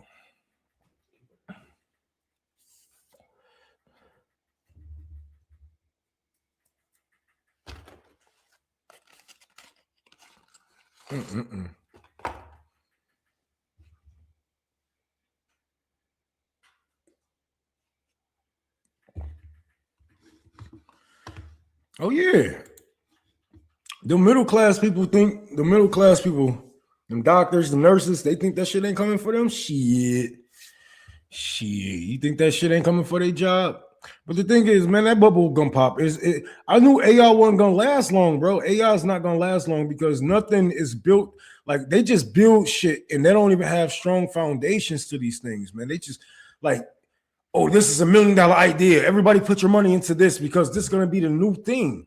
And all of these capitalists, they are fucking panicking because they see the empire is falling. So they trying to wash their money through all of this crypto, whatever it may be, Swiss banks, or, try to wash some money domestically. But they all are fools, bro. Like, I'm telling you, the AI bubble is no different than the NFT bubble. It is exactly alike to me, and it's not going to be here. I don't see AI being a threat. I never seen AI being a threat. I never seen the robots actually being a threat, because if the people really was like, okay, this is it, you know what I'm saying? Fuck these robots. What happened if we just broke your robots? They act like you don't need people to fix those things. What if the robot took my job and I had to get a new job to fix them? I'm sabotaging them damn things. They're gonna work for a minute, but something else gonna break on that motherfucker.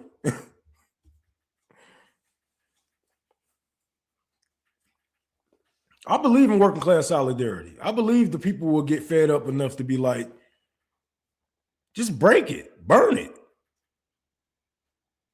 Right, EMP, right, EMP that motherfucker. Whatever you got to do.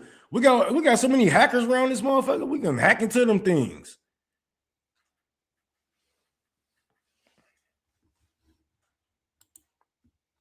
Should I trust my government too if they gave me a house and paid my motherfucking rent and actually fed my people and had transportation and wasn't committing genocides across the world,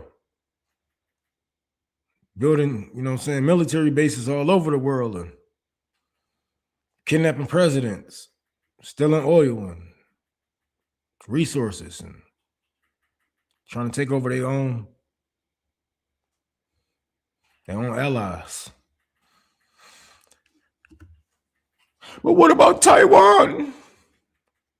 Nigga, there's only one China. There's only one China. Bitch nigga. Fuck. I don't give a fuck what Taiwan talking about. Man, I can look at them. I can look at their politics for a couple of seconds and be like, oh yeah, they are puppets to the United States.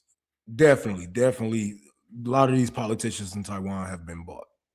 And I can see why China would see that as a threat. Out of all those motherfucking spies that have killed, you think they want somebody in China? Do you think they want spies in China running that damn government? No.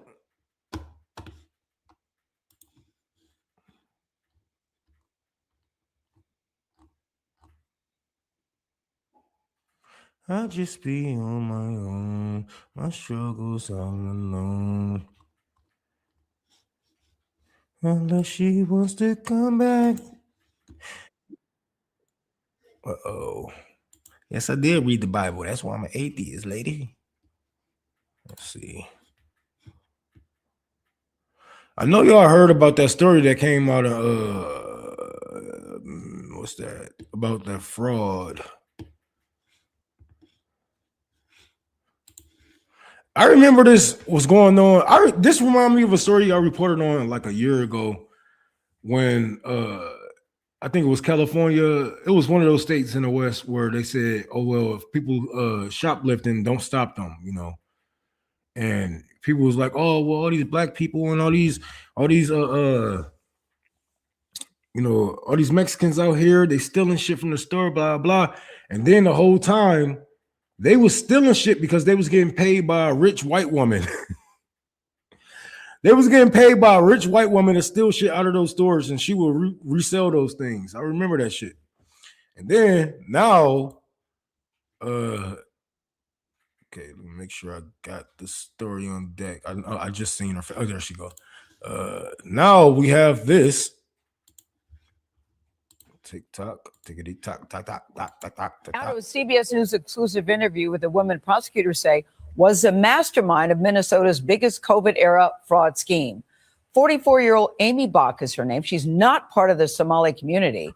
Last year, she was convicted of orchestrating a $250 million plot to defraud government program to feed hungry kids. There's been so much focus on the Somali community here in Minnesota because of the widespread fraud.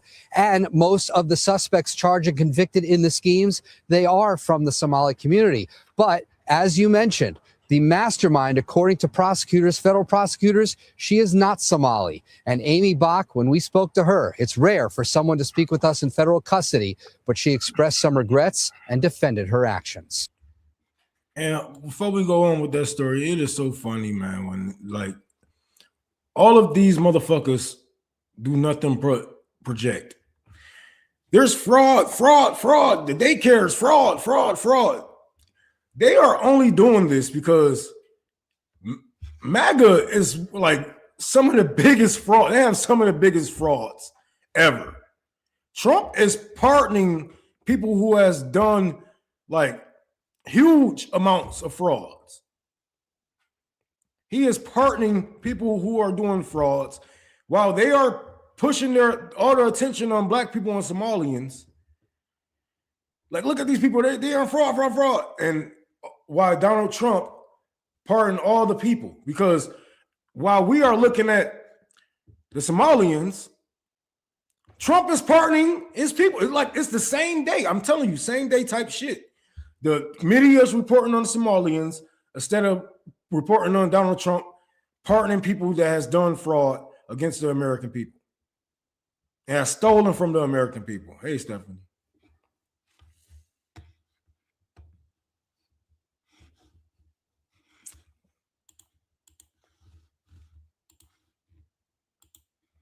Trump is a fraud. We were allowed 1 hour to speak with Amy Bach over a video call from her Minnesota jail cell. Now I can hear you, yes. Until she was arrested in 2022, Bach led Feeding Our Future. The now infamous nonprofit signed up restaurants and caterers, many from Minnesota's large Somali community, to receive taxpayer money for providing meals to children in need.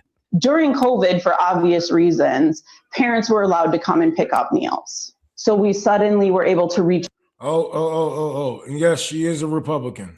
more children. But prosecutors said it turned into something else. the nation's largest COVID-era fraud, with Bach as its mastermind. Are you the mastermind of this scheme? Absolutely not. I believe in accountability. If I had done this, I would have pled guilty. I wouldn't have gone to trial. I wouldn't have put my children and my family through what we've been through. I've lost everything.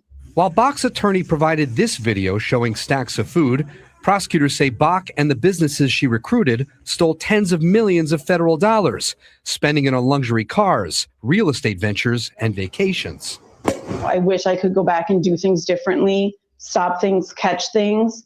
At that point in time, I believed we were doing everything in our power to protect the program. But in 2021, Bach sued the state agency that oversaw the meal program, alleging its scrutiny of Somali applicants was, quote, discriminatory. How do you think state officials took that? Nobody wants to be labeled as being racist. Minnesota officials told a state watchdog the threat of legal consequences and negative media attention intimidated them into easing off. The notion that a state government is paralyzed and has to allow this level of fraud because they were afraid of what I might do in a lawsuit is preposterous. Humbly welcome Amy Bach.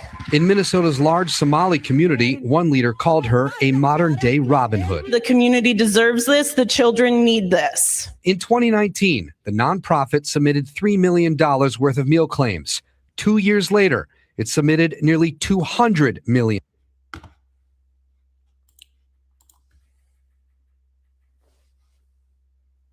And I'm like,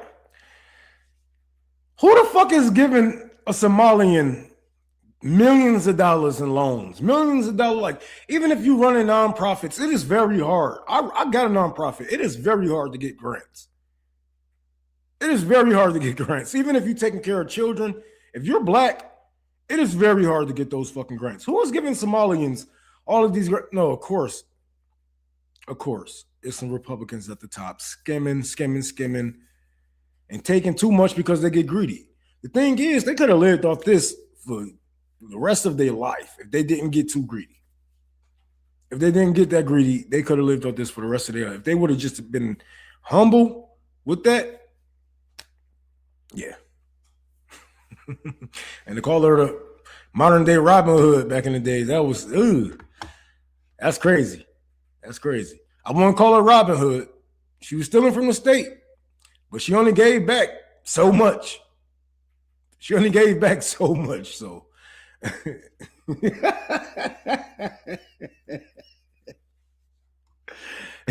I ain't trying to go back to jail. Shit, I just got out.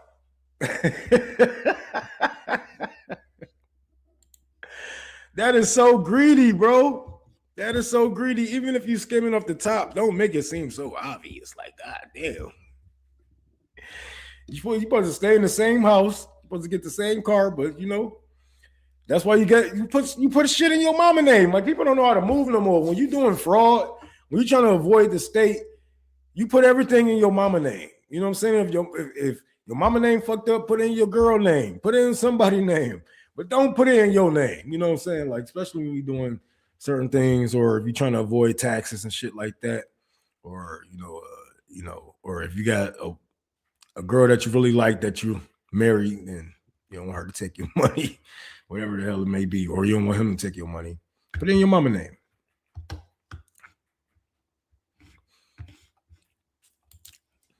But I was wondering, like, what is going on? Why is they? What do you mean fraud? Like, let me see the children. Let me see the children. Give me the children. I'm like, I don't know if this is the right time for white man to be walking around in public areas demanding to see children. Like, I don't know, man. It's not the right time, you know. I don't think you're really in a room here, buddy. You know, I probably would have punched old boy. I ain't gonna lie. Like, what the fuck you mean? See the nigga? Don't let one of my kids go there. And I'm walking in, I see a group of white men outside. Like, we here for the kids. Oh shit! Get in there.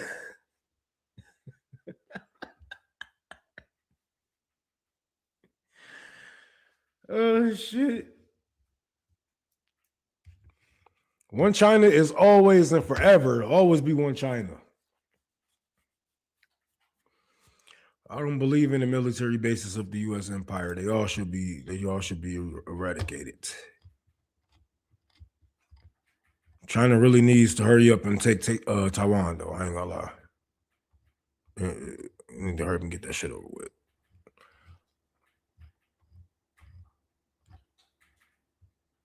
I just be on my own.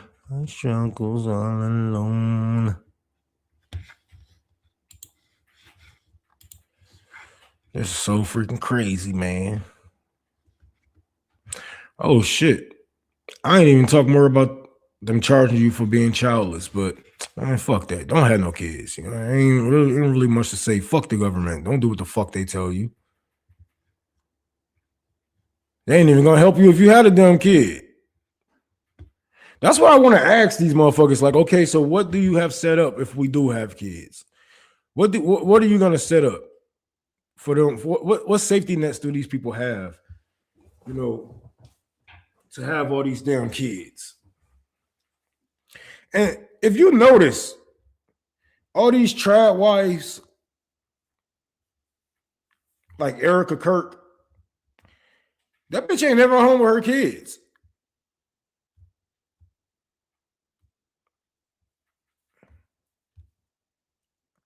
We steal them. You steal. Erica Trump. Yeah, she don't ever be at home with her kids. So why do she tell y'all to be at home with y'all kids? She on tour. Where her kids at? Why she not in the kitchen? Right? Why is it always these women with a microphone touring the world telling you to stay in the fucking kitchen? You know, man, like women can do what the fuck they want. Women are smart as hell. They trying to handicap y'all.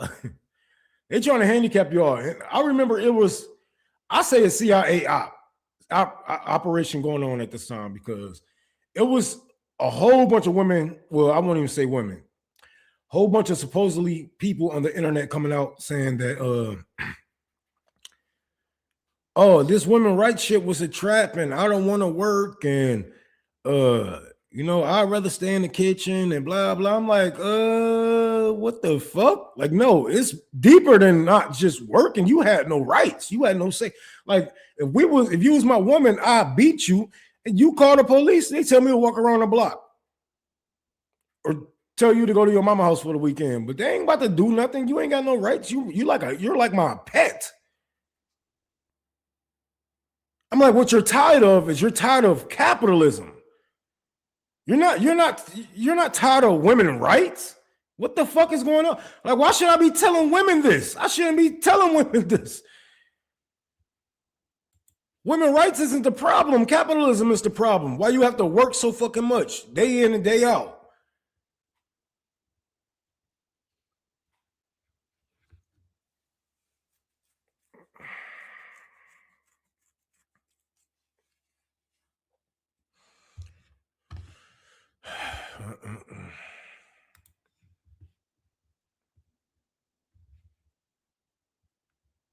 I know y'all remember that. Yeah, you remember that?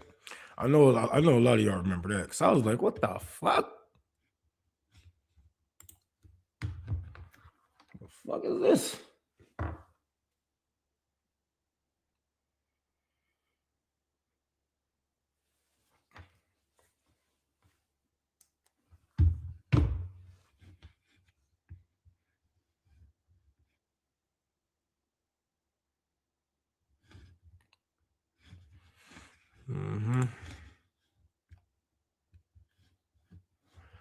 I wanted to talk about this. I seen this yesterday.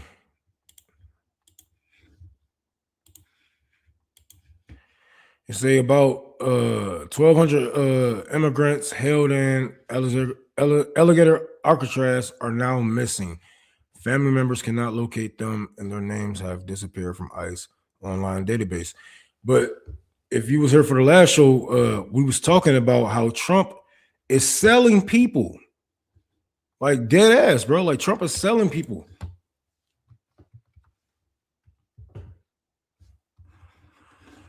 I forgot what island that was. Trump.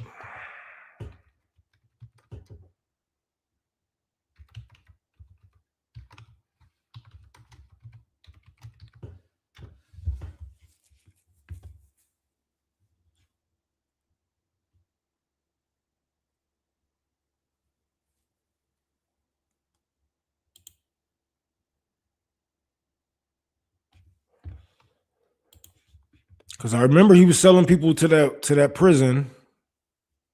He was sending people to that prison. But yeah, he's selling people to do slave labor in other countries. That's where these people are. And not only that, I don't know if you guys remember, but a lot of people got washed up. A lot of people was getting washed up on certain islands and in different countries and whatnot. They was getting pushed off of these planes. Like there were people that was tracking ICE and their helicopters when they would so-called deport people, but they would take stops. There were helicopters that would fly into the middle of the ocean, take stops, and turn around and head back to the United States. And then after this, we had certain countries that said, hey, we have people that's unaccounted for. Yeah, the cargo planes. Yep, the cargo planes. That's what, when we was like, why is they using cargo planes to transport people? Like, what the fuck is going on? How many people you got in that damn plane, right? But we see why, right? And people are missing. Like people are gone. Like we're not getting a lot of these people back. I'm gonna be dead ass. Like people want to. I've seen some of the comments. Oh, it can be a mishap. It can be a misstep, or data messes up. There's data breaches all the time. People trying to hack. No, they sold those people. They killed those people. They are gone. They are, some of them, most of them are probably in prison doing slave labor, and the ones that couldn't make it, the ones that wasn't strong enough or was more likely sexually assaulted, raped, abused, beat on, and couldn't be presented to these other countries, they dropped them in the ocean. There were people that was being washed up with their hands and their feet tied.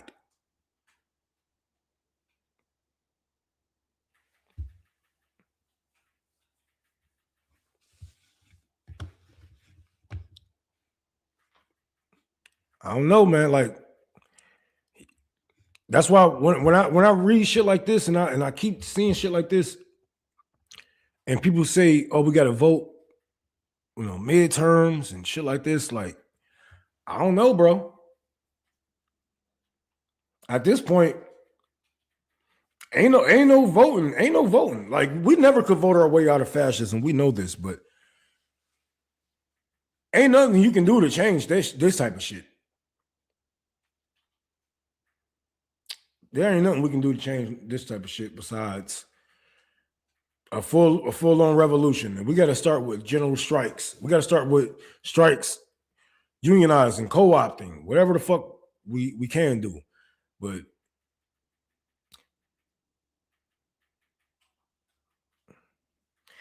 voting is the last thing we should be doing. I think like I always say, the only thing we should be voting on is who get the guillotine next. I'm down for that vote. I'm down to vote every day for that. I'll be first in the motherfucking poll line. You can say revolution. Shit, we say a whole bunch of shit. But if you guys can, please donate to Tour for the Poor. I'm trying to pay off my probation so I can get off hopefully in April. You can donate to Tour for the Poor, Cash App, Tour for the Poor, PayPal, Unholy Realm 6, and Venmo. Tour for the Poor. I am still doing a giveaway, but I really need to raise some money for myself because I can't do no good if I'm locked up. So, yeah, that's what I call a plan.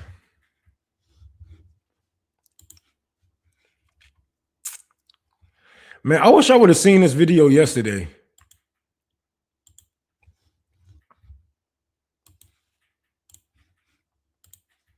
I'm really tired of you motherfucking FBAs and pretendians lying to people, lying to black people, talking about, oh, well, they ain't never did for us. They ain't never fought with us. They ain't never protested with us. They ain't never cared about us. You're a fucking liar, okay?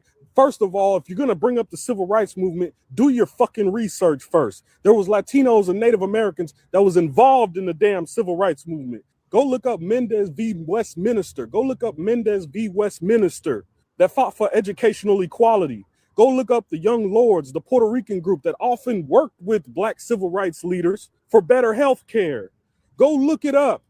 Stop fucking lying to people just because you don't want to like Latinos anyway. You don't want to like Native Americans anyway. You looking for every fucking excuse to stay in the house and be a bitch. So you gonna lie and fabricate beefs anyway. There is no real issue between black people and Latinos. There is no issue between black people and Native Americans. What happens is we have both. I've had bad experiences with Latinos before. Latinos have had bad experiences with us before. But what we cannot do is sit up here and cast a fucking general blanket on each other while this damn European reject sits up here and benefits off of all of our goddamn division. It doesn't even make sense. Let's speak some truth here. The truth is there was house ninjas during the civil rights movement that stayed in the house. There was house ninjas during slavery that stayed in the house. And there are house ninjas now that are choosing to stay in the house and sitting up and talking about, well, we gonna look out for us. Y'all, you and your ancestors that also stayed in the house ain't never looked out for black people. You just benefited off of the work that real black people do. I want to give a special apology to the Latino community, to Native American community, because you may be under the false impression that all black people are thinking like these motherfucking cowards. That is not the case. They are a loud few where we are the quiet many. Understand that. But what I am trying to tell black people is stop allowing the loud few to control the narrative for the quiet many. We outnumber them. You know what the right thing to do is. We've been on the front line since the beginning of time in this goddamn country.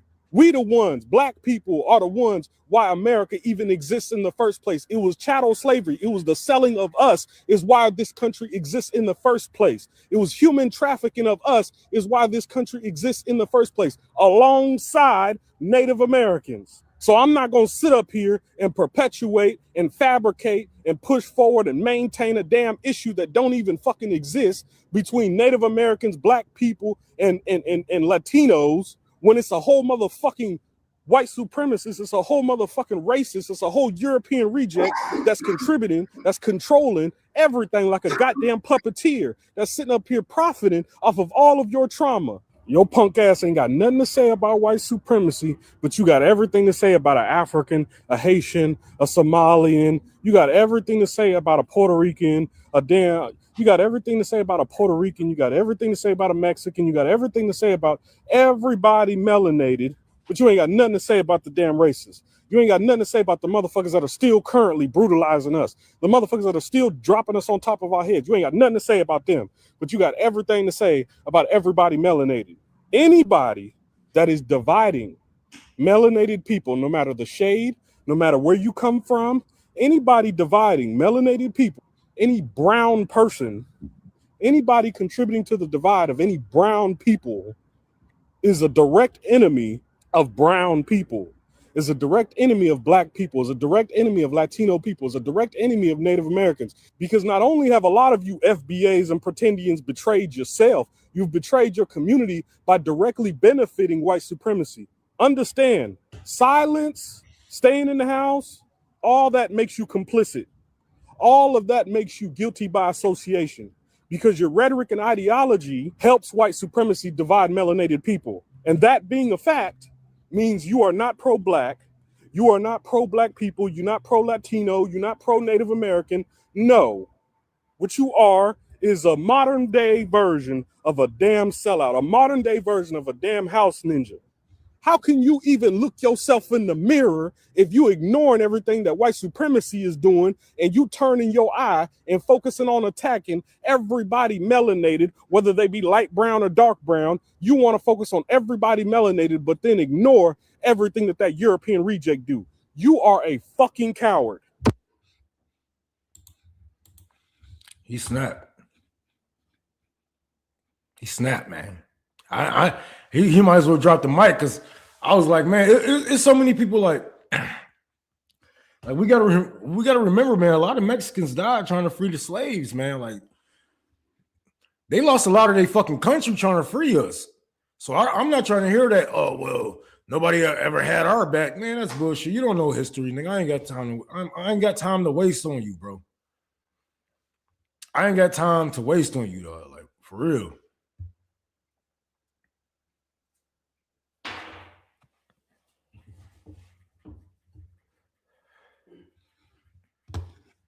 it's just stupid how these motherfuckers like that's why I say it's all over the. It got to be some CIA bullshit.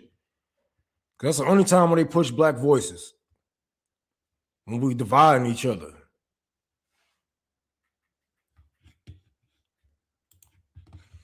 Let's talk about the big boys. Some big shit going on.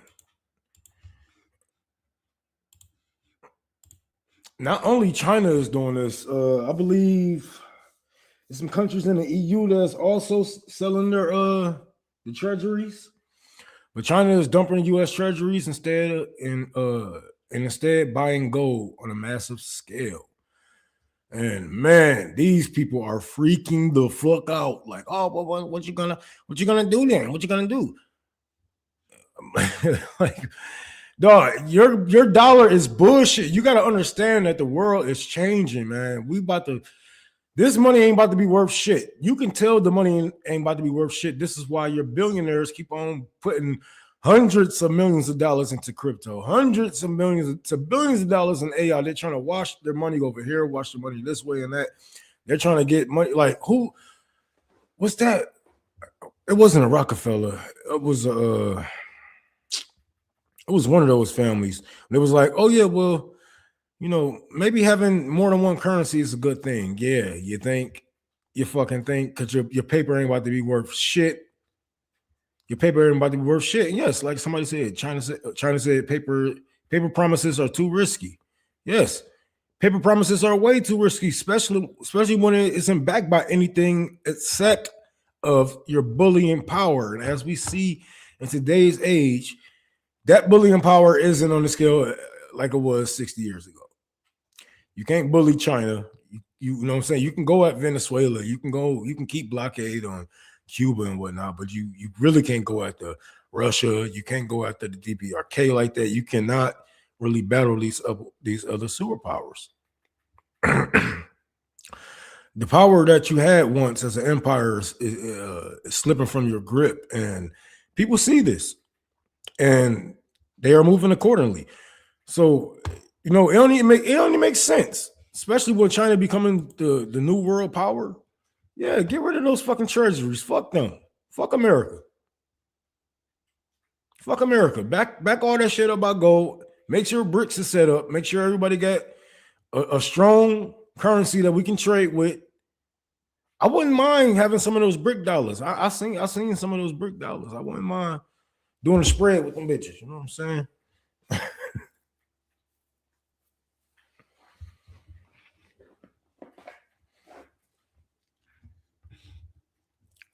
But hey, let the media tell it. Trump is being strong and China is backing down. And man, China been kicking our ass in this fucking trade war. They literally did nothing.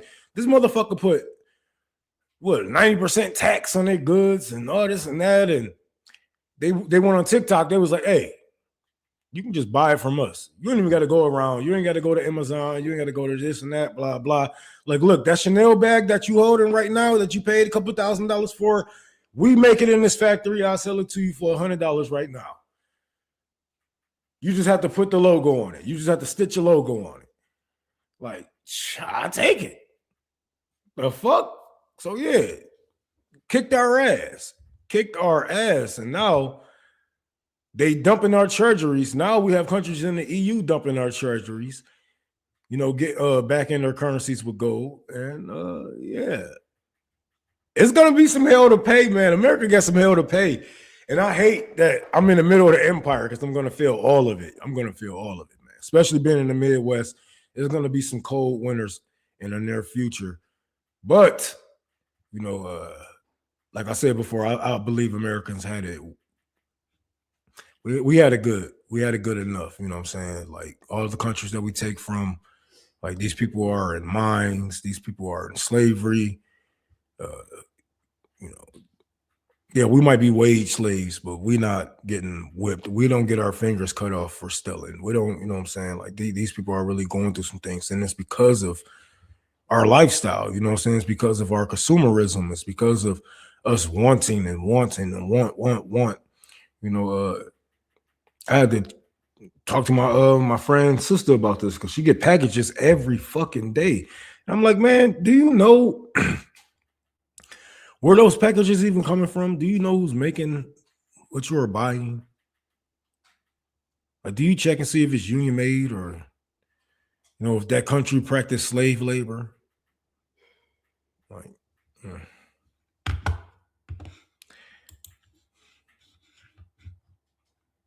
But yeah, it's a good thing. It's a good thing. China is stepping up. They're gonna be the new world superpower, and they did it without dropping the bomb. And I think this is where they're gonna put Taiwan in a checkmate position where America don't have the power or the influence that they had once before, and they're gonna have to just give up their power. they're just gonna have to give up their power.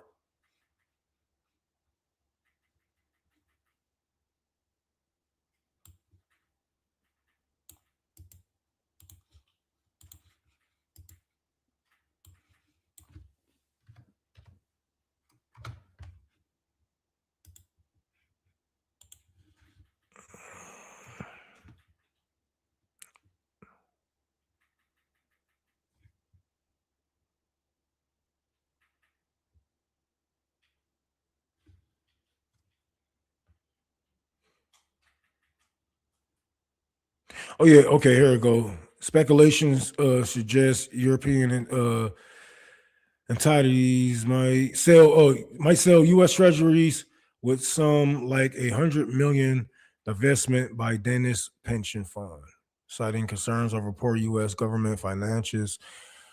Like, no, y'all just mad because he turned imperialism inward, but that's all fascism is. That's all fascism is. It's bringing imperialism home. Imperialism is just coming home. It's knocking at your door, and now y'all want to, y'all want to do a tit for tat. But where is this video? Damn, they always.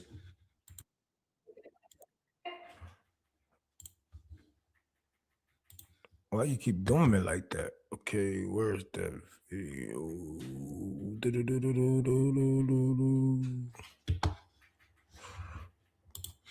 This all I have seen on this so far. I need to read more on this.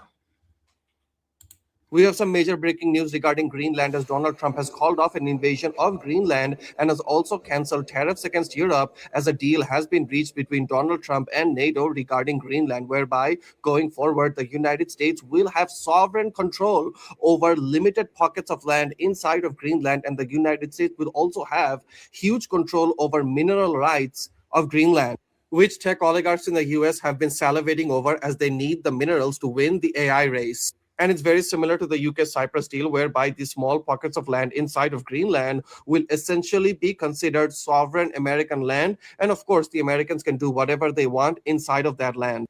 And no, the indigenous people of Greenland were not a part of these negotiations about their homeland. That's all they want. That's all they wanted. That's all they wanted. I said this a couple of shows ago. I said climate change is going to bring a lot of those fucking raw earth materials to the surface. Dead ass. Climate change is about to hit Greenland and Denmark like a motherfucker. And a lot of those rare earth materials are going to get unveiled. And America want to be the first one on the scene. This wasn't about saving people of Greenland. This wasn't about helping the people of Greenland. When have you ever known a capitalist to help anyone besides themselves?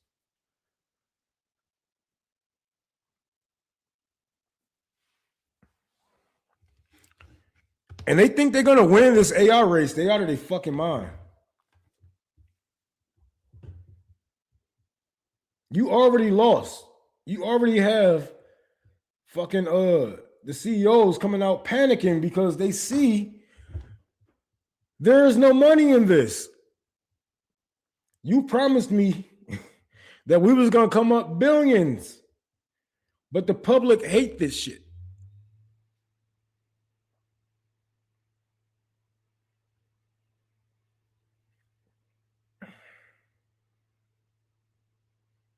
type of fundraiser.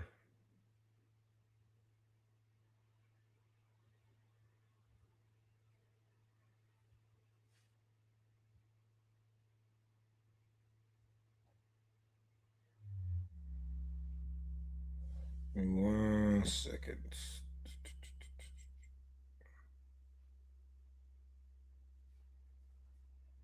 The freak.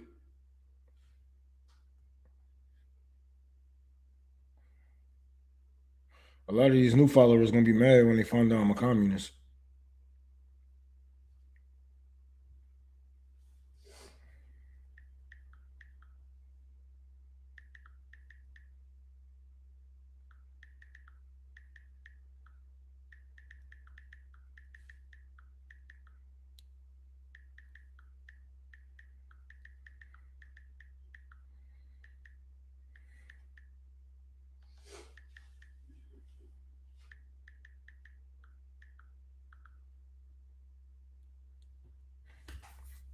I'm sorry, I had to throw up a fundraiser so I can pay this money to get off probation.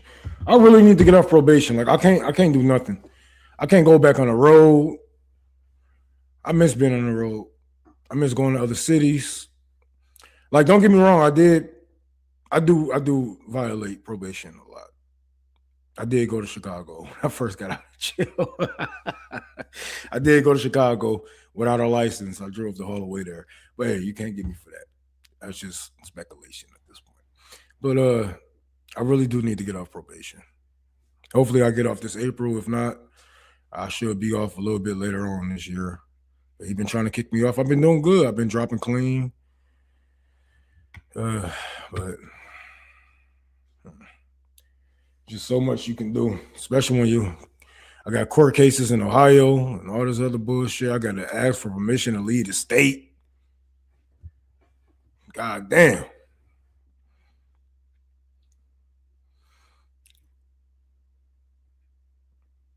I mean, I've been on probation before, but I used to just run. But I ain't had that many responsibilities back then. But now I'm like, shit. Fuck.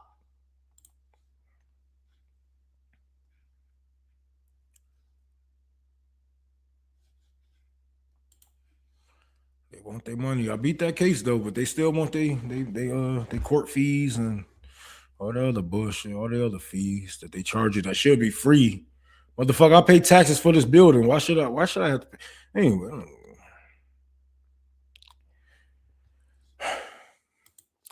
So I remember when I didn't see you drive to Chicago. Hey, shit.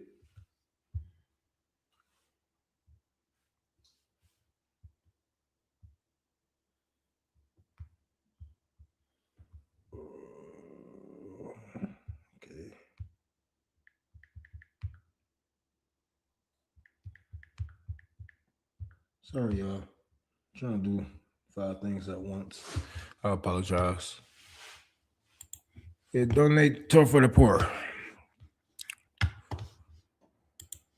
This is what I was trying to share. Okay, so we got some political theater for y'all, for the liberals. This political theater for the liberals, I should say, because breaking: U.S. Senator has officially called for Trump's removal from office under the 25th Amendment. I remember I was talking about this a couple of shows ago. I said if Democrats were serious about, Trump being a fascist, they would evoke the 25th Amendment on his ass. Not even just the 25th Amendment. There's so much shit they can just throw Trump in jail, but that's the kind of worms that they don't want to open. They don't want to hold politicians accountable. This is why, they let Trump pass a bill to where, presidents won't be held accountable for what they have done. But yes, this is Ed Markey has officially called for President Donald Trump to be removed from office via 25th Amendment. This stems from Trump's recent actions and statements regarding Greenland. So not the continuation of Palestine, not having ICE on the ground, whooping your ass and, kidnapping kids and U.S. citizens. It's when imperialism comes home to roost. That's when They want to invoke the 25th Amendment. Bullshit. Get the fuck out of here with this bullshit. And it ain't nothing but political theater to make Democrats seem like they have some teeth, but they don't.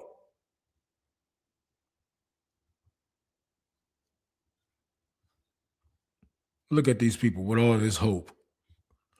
All this hope. Yeah, it's gonna get nowhere. It's gonna get nowhere.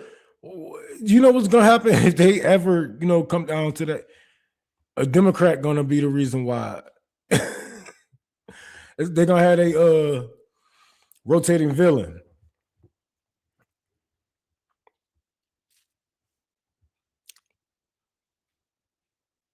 But that leave us with JD Vance steering the ship. I'd rather ride this one out and beat them in the midterms. So you're not serious about getting rid of Trump, then? 48 likes. There's 48 people who don't want Trump out of office. We're this fucking close to World War III, and you rather ride it out?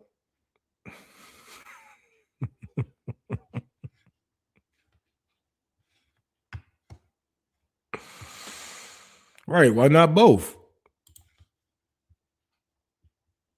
Finally, someone has balls. Oh, Gary.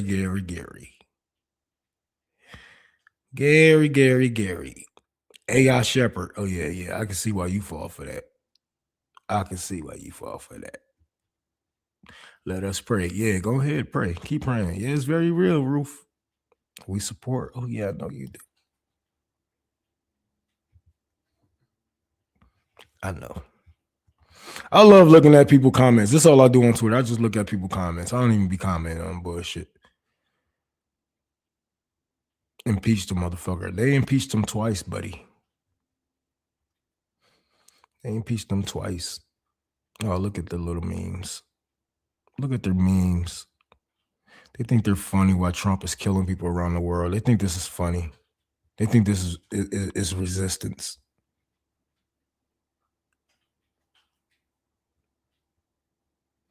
The only thing funny about Trump is when his ass got clapped at.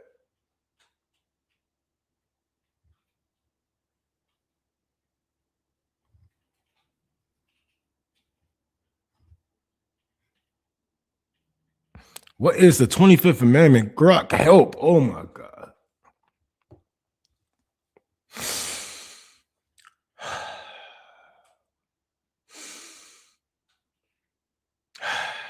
Woosah. Hopefully this person is not over 17 years old. Okay, it's not from her. Okay. I was going to get mad. Man. Because a lot of people be like that. They don't even know what the fuck they be talking about. They be into politics. They don't even know their amendments, their rights, nothing. And that's why you have, right-wingers coming out talking about, oh, you have these people out here standing out there with their guns. They're standing outside with their guns and they're threatening ICE. Like, nigga, that's what you're supposed to, that's your Second Amendment. You're supposed to use your Second Amendment against the government. So you also used to using the Second Amendment against other people or stand your ground laws.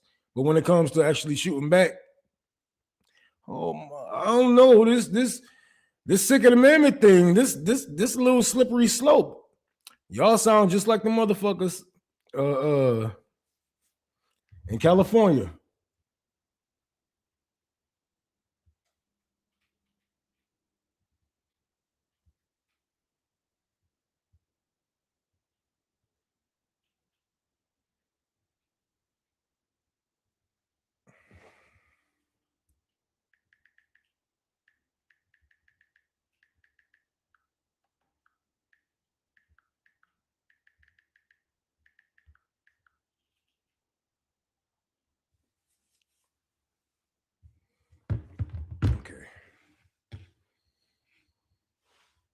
Bless you too, Daniel. Daddy, would you like some sausage? Daddy, would you like some sausage? Daddy, would you like some sausage?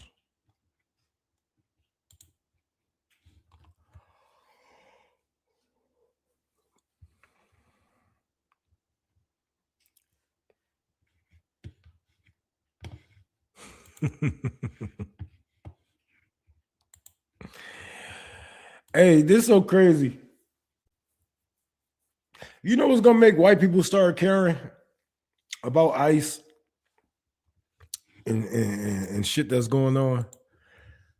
When shit like this start to happen and it start to really affect their teams, they say San Francisco Giants, Jong-Hoo Lee,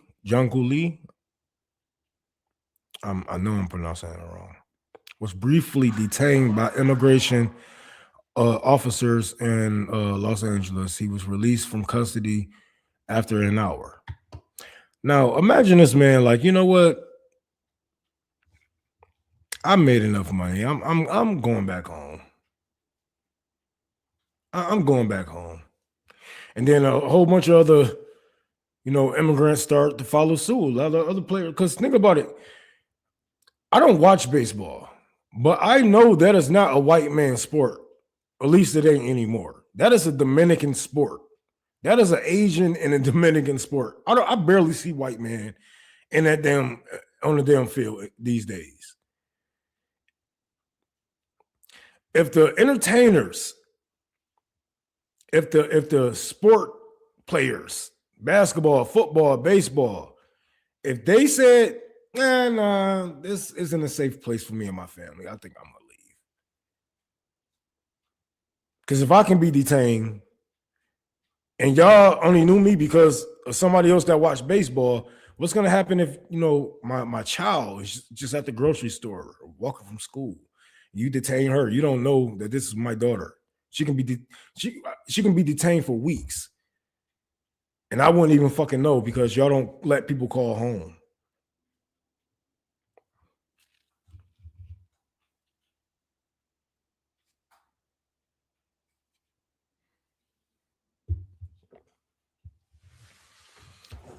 If they start to feel like this house isn't a home anymore, the white people gonna be like, oh,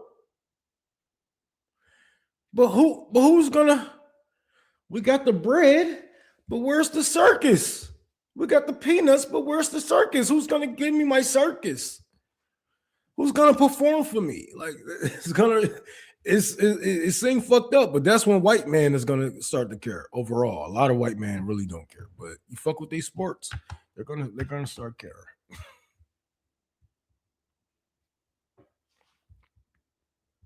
Or act like they do.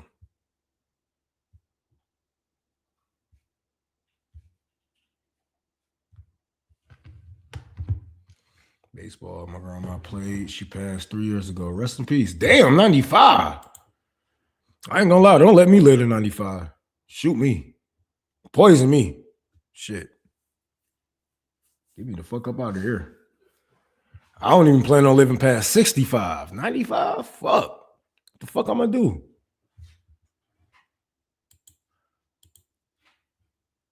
I don't want my son to look at my wee-wee. I don't want him to change my diapers and look at my wee-wee. Putin was at the wall. Putin a neoliberal. I can see him. I can see Putin is a capitalist, man. I can see Putin kissing the wall. Definitely can see Putin kissing the wall. He ain't no different than any of these other motherfuckers for real. I just got solidarity with Putin against NATO, but that's where our relationship starts and ends. Starts and ends. Oh yeah, I'm almost there. Almost there. Because he is an anti-communist. He have said this multiple times. He have stated this multiple times that he is a capitalist. He even said that he was confused why, you know what I'm saying, they won't let him sit at the table because he like, I'm bourgeois. I'm bourgeois just like them. Why they won't let me at the table? And Putin act dumb. He act like Putin was Hillary Clinton and Bill Clinton's dog. Straight the fuck up. They trained him. They trained him how to take power. They taught him how to take power. They taught him, damn near everything that he know. Hillary Clinton and Bill Clinton. This is why they so mad at Putin, because he was like, oh, thank you for the power. I'm not giving you none. I'm not giving you shit. Thank you, though.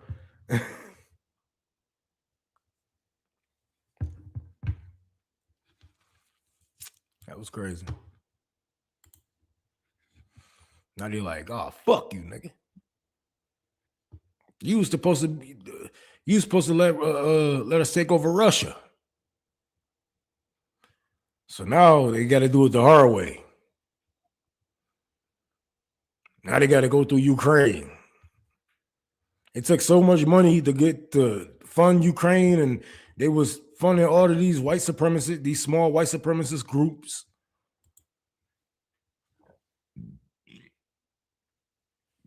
They still got their ass whooped. It's a wrap for Ukraine, man.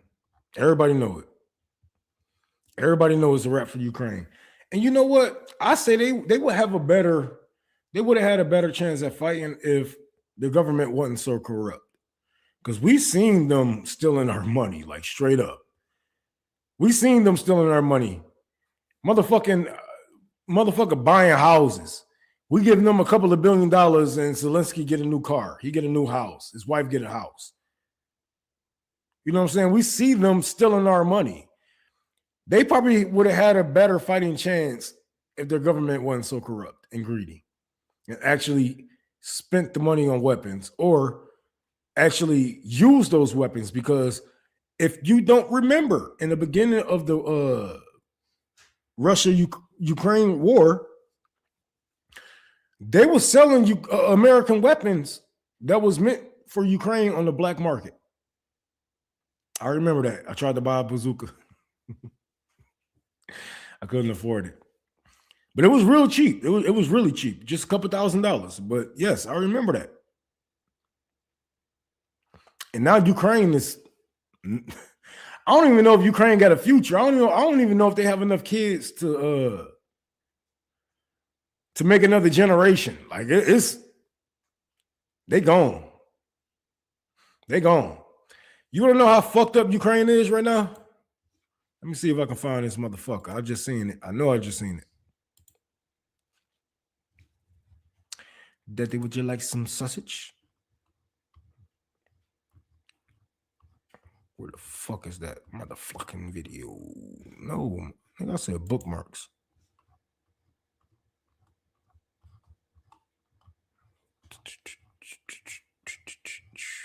There we go. This how fucked up Ukraine is. Жить хочешь? Снимай, блядь, застрелю. Жить хочешь? Каску снимай. На тэшке сколько вас сидит, пи***. I can't play too much, so I'm gonna have to skip through. Чё, мама? Будь ласка, блядь. Вот тебе будь ласка, блядь.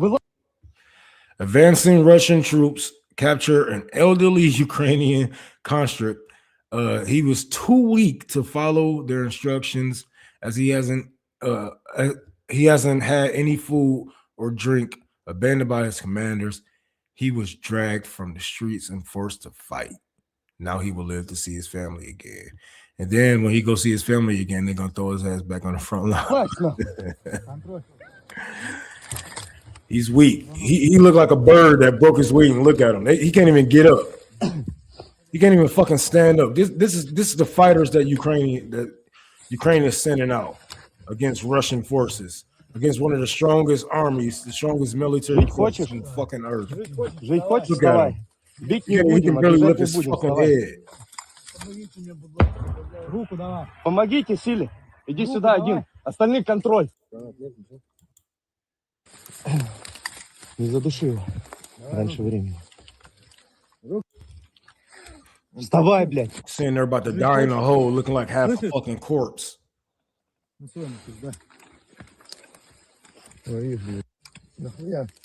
Daddy, would you like some Блядь, sausage? думал, пленный будет, сука, хуй. Хватай за руку. Ну ему пизда. I can't be in a Но military. он стрелял в меня, program. ублюдок.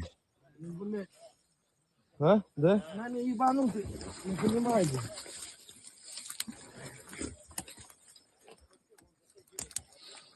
Что, пизда. Контроль, да расселись, рассредоточились. Эвакуировать, бля. Где твоя аптечка? Пошли все. Да. Убитые нахуй, говнин. Ты нормально? Ты жить хочешь или нет? Где рыжий ты сидел, помнишь? Надо, ему и так заебись. Daddy, would you like some sausage? Oh, that shit been stuck in my head.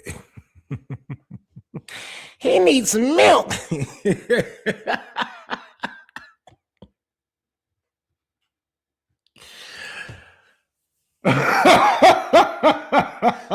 That nigga Bones is fragile as hell, ain't that? He can't even get up. He like, That's when they're sitting out to the front lines. It's over. It's over. And this illusion that you Ukrainian supporters have that Russia is down to their last 13 bullets and you guys destroyed all their tanks. You know what? I hate to break people's fantasies. I'm gonna let you live in that fantasy, but reality is gonna hit you like a motherfucker. It's gonna hit you like a motherfucker, man. Like you can't even recognize Ukraine from a couple years ago. It is nothing like how it used to be. It is war torn, and I know there's some safe spots for people, but overall, if I was Russia, I'd just take Ukraine, period. I'd just take it back. Like, shit, we don't even believe in what Lenin believed in. We taking this shit back. Fuck y'all. You call us an empire, right? Well, here we go. We expanding our empire.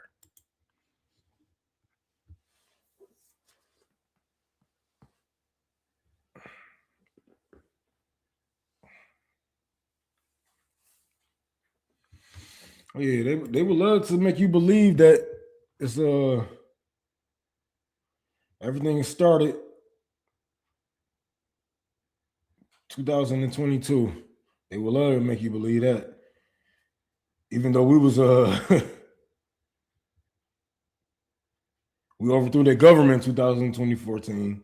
We was even in there way farther than 2000 way before 2014. We was there in 2008 also, I believe, under Barack Obama. And then we was I remember Biden holding back some aid from Ukraine if they didn't do something for, because I remember Hunter Biden had like some business out there in Ukraine at that moment. And Ukraine didn't want to do business with Hunter at the moment because of some reasons. Obviously, he a fucking crackhead. And Joe Biden used his power to say, hey, if you don't give my son this, we're not going to pass this aid towards you. I don't remember what year that is, bro, but I remember that shit happening.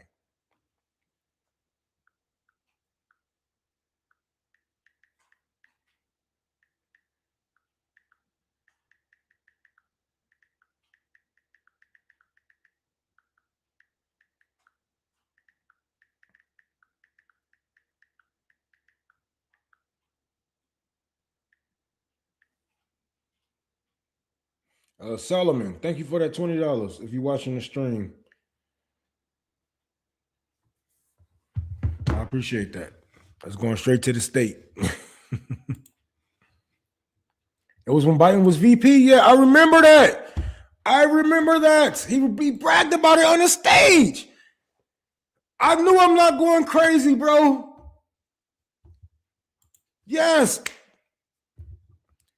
I knew I wasn't going crazy. I'm like, bro, I remember this.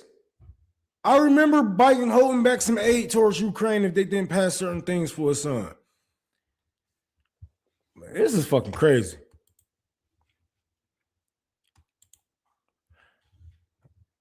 All I gotta say is, Daddy, would you like some sausage? But I ain't gonna lie, a lot of you, if you are in the South, in the West, in any of these warm areas, is gonna get cold, man. Y'all gonna have to bundle up. And I'm going to tell you, as a person that has been homeless / no lights, no gas half his life, the best thing to do not put, you know what I'm saying? Do not sleep in your cars in your garage, man. Don't do that. We seen what happened last time. That is not a good thing. The best thing to do is to get everybody into one room. Remember this. Always buy some candles. Get everybody into one room. More than likely, the kitchen. Put your stove on low. Put your heat on low. You know what I'm saying? Keep everything low. Keep your eyes on low. Make some motherfucking some pallets, or bring your mattress out, put it on the floor, whatever the hell you got to do. Put some curtains up, block off them fucking rooms, because there's drafts coming from everywhere. I don't give a fuck how good you say your house is insulated. Put up some curtains. Put up some plastic on those windows.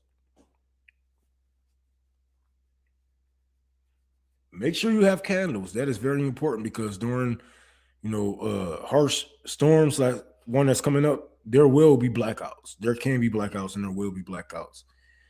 Make sure you have propane. Buy a propane stove. I have bought propane stoves off eBay. You can go to thrift stores, all that shit. Like I got one that's handheld.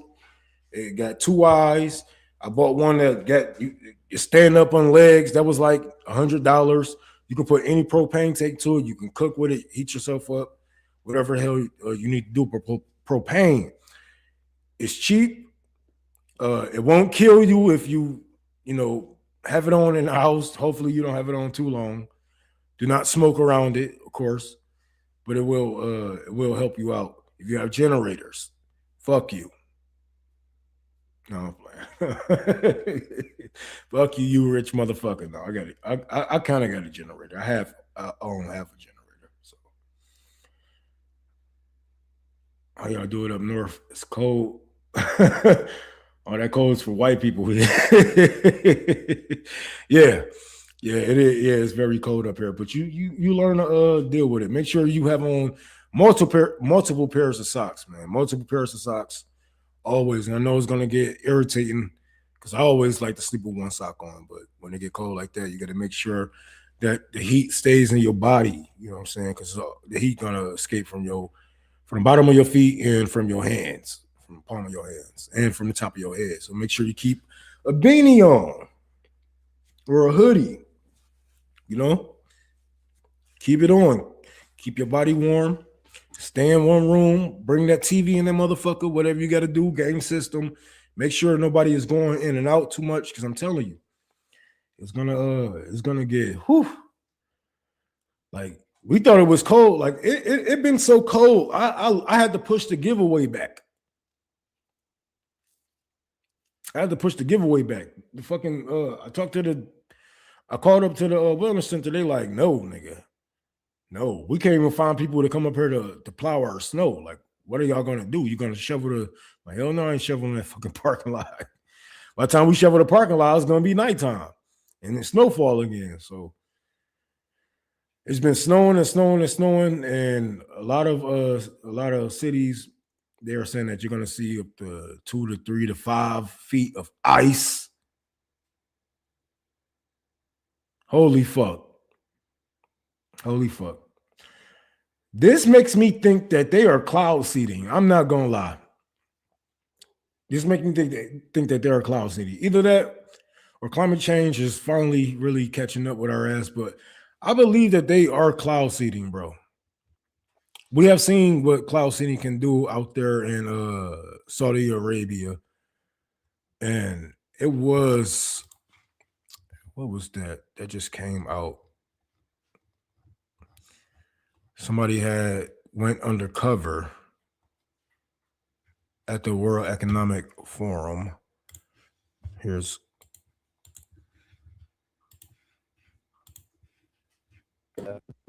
So we invest in these technologies to assist with the warming climate, and the effect of sulfur dioxide in the atmosphere will help block some of the warming, and the particles stay in the air for 1 year. So, and actually, we're speaking to some of the airplane manufacturers and to see if they can emit some of our technology into the atmosphere to help with the global warming. That's right. Yeah, climate. I mean, we don't like to use the term climate engineering. It scares people, so we prefer. But it's but for me, being an engineer, I think that's actually what you do. It's yes. You can have financial engineering, you can have, I'm sure, climate engineering, because it involves something that's more scientific. Yes, exactly. You're an engineer, you understand, and from Sweden, right? Yeah. So we don't like to call them chemtrails. We don't like to use this. So what do you call it instead? Well, we call it aerosol injection. Aerosol. It's kind of like little droplets, and the droplets form in the air, and they stay there for a year. Yeah. It's modeled kind of a mini volcanic eruption, actually. Yeah. And the aviation fuels have some sulfur in them, so it creates some sulfur dioxide emissions naturally, and that does have a cooling effect. Now, this guy, Kennedy Ritchie, who runs a company called For Air, spoke on stage, and he says on his website that he wants to, quote, decarbonize the aviation industry. He actually told me he was trying to eliminate contrails entirely, but then brought up cloud seeding. A lot of the work actually came out of the military, so they do this all the time. Have you worked with them at all? Or? No, because they're a little more closed door about their procedures. You ever heard of sulfur dioxide? Yeah. You've heard of that? Okay. Yeah. It's actually pretty cheap to do it. The ability to put sulfur dioxide there is actually a pretty cheap way to cool down the earth. Oh yeah. So the opportunity for 1 or 2 people to do it is impressive. He went a little further. He's like, it'd be interesting if the government starts doing this over each other's territories on purpose. Like if we start getting weather modification as a government, either good or bad. The closest one I'm aware of one is someone called Airborne Snow Observatory. They do some more like weather, I don't want to say modification, but more like upper atmosphere weather monitoring is probably a better term. Yeah. Now, according to the website Airborne, this is what this guy Ritchie brings up, measures snow depth, snow water equivalence, provides highly accurate snowpack data, is a commercial spin-off of NASA's Jet Propulsion Laboratory snow monitoring technology used to help water managers and scientists. Earlier today in this room, Al Gore was in this room, Larry Fink was in this room, and now we're in the room talking to people about geoengineering weather modification. He talking about some important shit, but that's a bad haircut, my nigga. But and that's not even it. What was that fucking article? I know I saved it. So I'm telling you, man, they fucked up the planet so much. They trying to manufacture weather. This probably why Russia seen snow heights up to like 100 fucking feet. They was jumping out of buildings.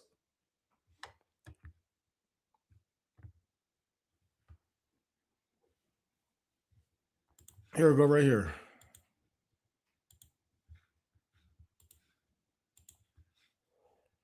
Breaking. Undercover video reveals BlackRock may be heavily involved in artificial rain and weather modification technology. So all of those people that was saying chemtrails and all this and that, they was right. They was fucking right. They are putting something in the air. And they say chemtrails are used to cool the planet down. They try to say like the good things. They try to frame it as like, it reflects the sun and it cools down the earth. But we don't actually know what is in these things, right? We don't actually know what the government is spraying over us. And if it's the same government that, allow pesticides in our food, that allow steroids in our meats, it can't be nothing too good. It can't be nothing too good. This is the same motherfucking country that will fucking euthanize your ass.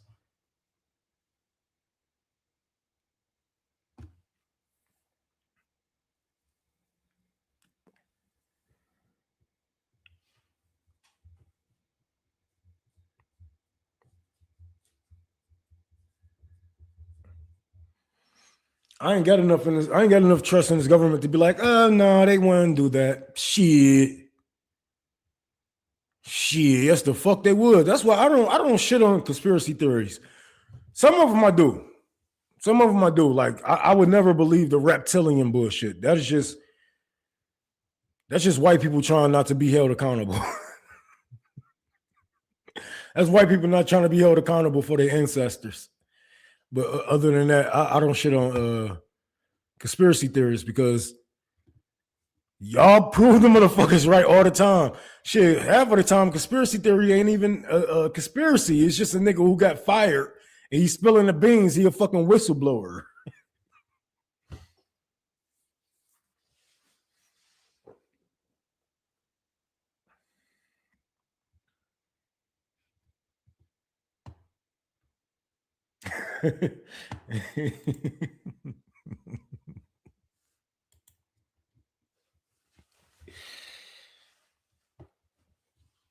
We don't know if that's a chemical weapons attack. I mean, shit, they did it with COVID. I believe America did COVID for sure. I remember how Ukrainians and the EU was panicking when Russia started to take over territories and it was taking over certain labs and whatnot. And what was her name? She always come out and speak for the EU. She was like, oh, well, they're going to, expose us. There's certain labs for certain viruses that we can't let Russia get their hands on. So fuck yes, the Wuhan lab, all that. Yeah. Who is known for making viruses, dude? The fucking CIA, the FBI, the American government is known for making viruses and pushing drugs. I don't know China for doing that shit. I don't know China for doing anything like that. There you go. Victoria Nuland. Yeah, that's her ass.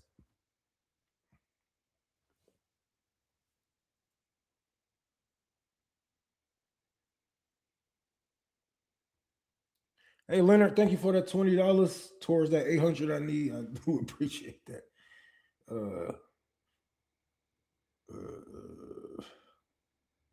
Leonard is my uncle name. That's crazy.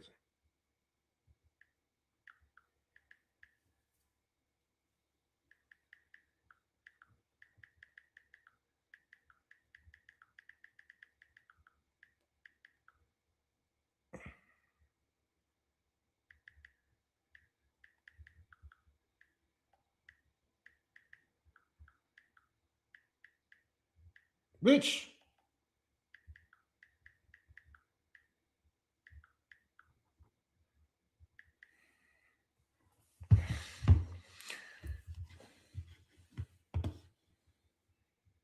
China too base for Americans.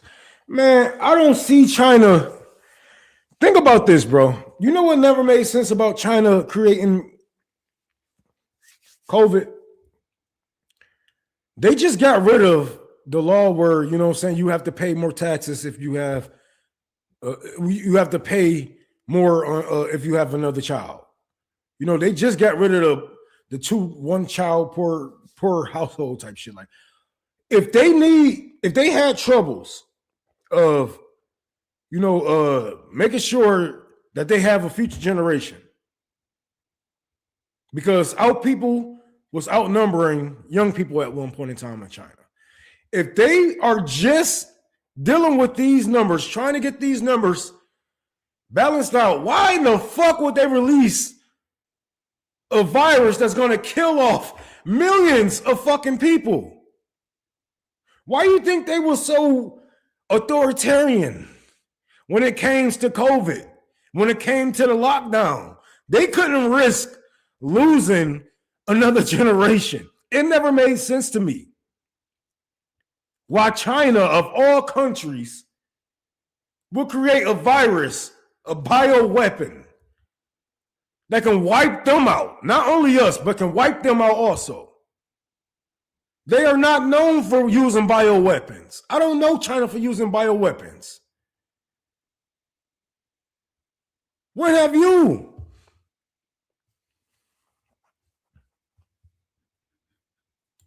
Right. What do they have to gain by people catching COVID? I never got that.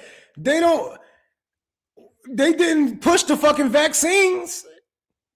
They didn't push their vaccines on us. So how would they benefit? The big pharma of China didn't get any money.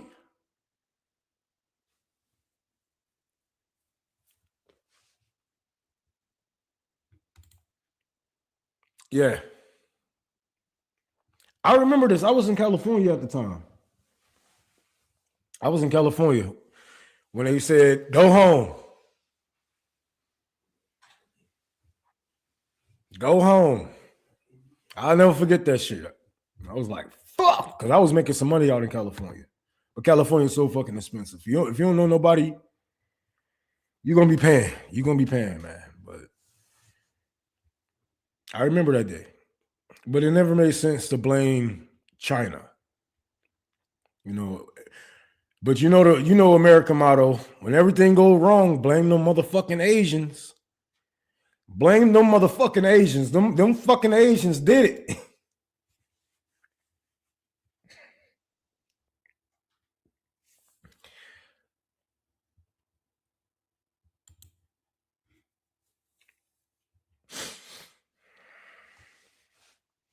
China has about 1 billion people missing. They cap on their numbers. No.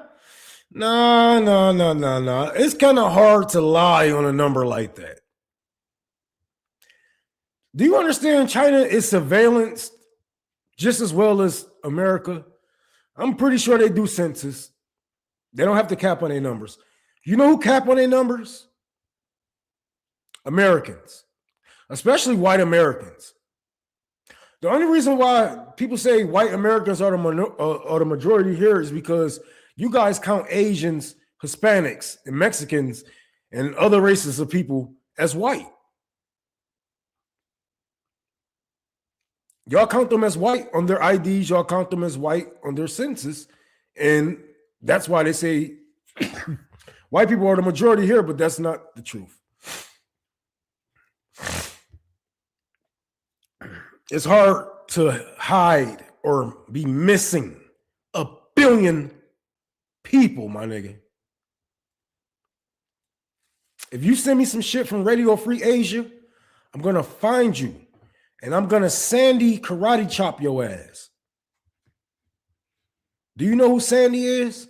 Sandy from SpongeBob. You know when she karate chopped his ass so hard he split in half?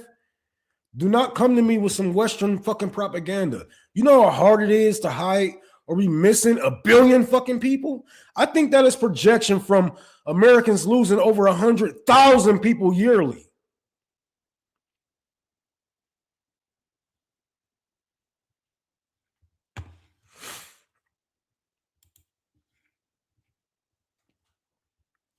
I mean, not yearly, annually.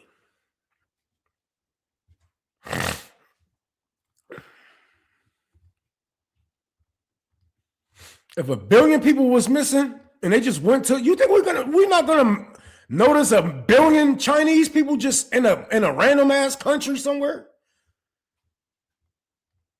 Or just an influx of Chinese people coming into certain countries? You don't think these countries will report on the immigrants? On the number of the immigrants coming into their country? Like, what you think they did with it? What they killed 1 billion people? Is that what you're saying? Because that's hard to do. Israel can't even kill 1 million people. And China killed 1 billion?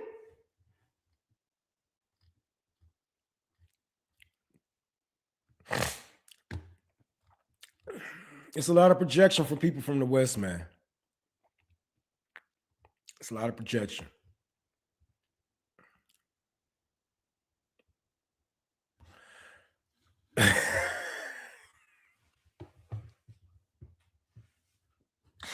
How many of y'all saw this video of Candace Owens, bro? Being a fucking video vixen.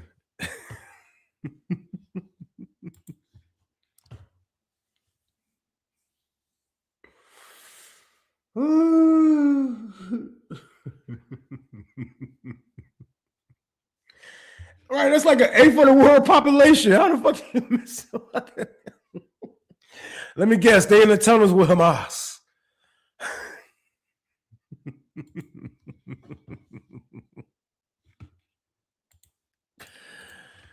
Oh God. Look at this. You can see the words, just sing along to the melody. Cause if you ain't moving and snapping, I know you better be like, oh,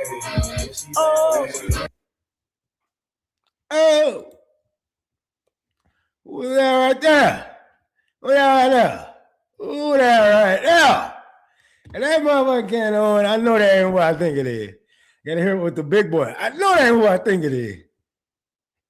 Nigga, you just smacked me my money, smacked me my face with some money. Very disrespectful. No, I'm playing. Let me stop. But yeah. All of these people are liars, grifters, bro. Like all of these people try to make it in some form of entertainment, and that's all these right wingers are, bro. They either try to make it in entertainment in some way, try to be an actor, a rapper, singer, video vixen, or maybe a reality TV star like Erica Trump. I keep on calling her Erica Trump. That is some I'm foreshadowing something. Erica Kirk. Because not only was she in reality TV shows, you know, she has been trying to pitch, I would say, the nice word. A lot of people will say whore themselves to, you know, people who have been in the Epstein's Black Book and in connection with Epstein. But this is nothing new to Erica Kirk with dealing with people who has been involved with child trafficking, sex trafficking, human trafficking. This is nothing new to her because she has been kicked out of Romania because she was supposedly she was supposed to take care of, run an orphanage of Romanian children, take care of them, and blah, blah, blah. Whole time they was like, where the fuck are our kids? She couldn't even account for the kids that she was supposed to take care of. Yeah, and they kicked their white ass out. And now, ever since then, she has been on reality shows. She has been in multiple relationships. Like she had lied and said, I wasn't in a relationship before Charlie. Oh, shut the fuck up. Shut the fuck up. You 30-something years old. You a white, blonde hair, blue-eyed woman. You ain't been in a relationship. Who the fuck are you lying to? You probably got away with you probably lied to Charlie and got away with that shit. But you ain't gonna lie to me. That's like a girl going down on me talking about, oh, I usually don't do this. It's my first time. Oh. Nose to belly button, nigga. Hold on, bitch.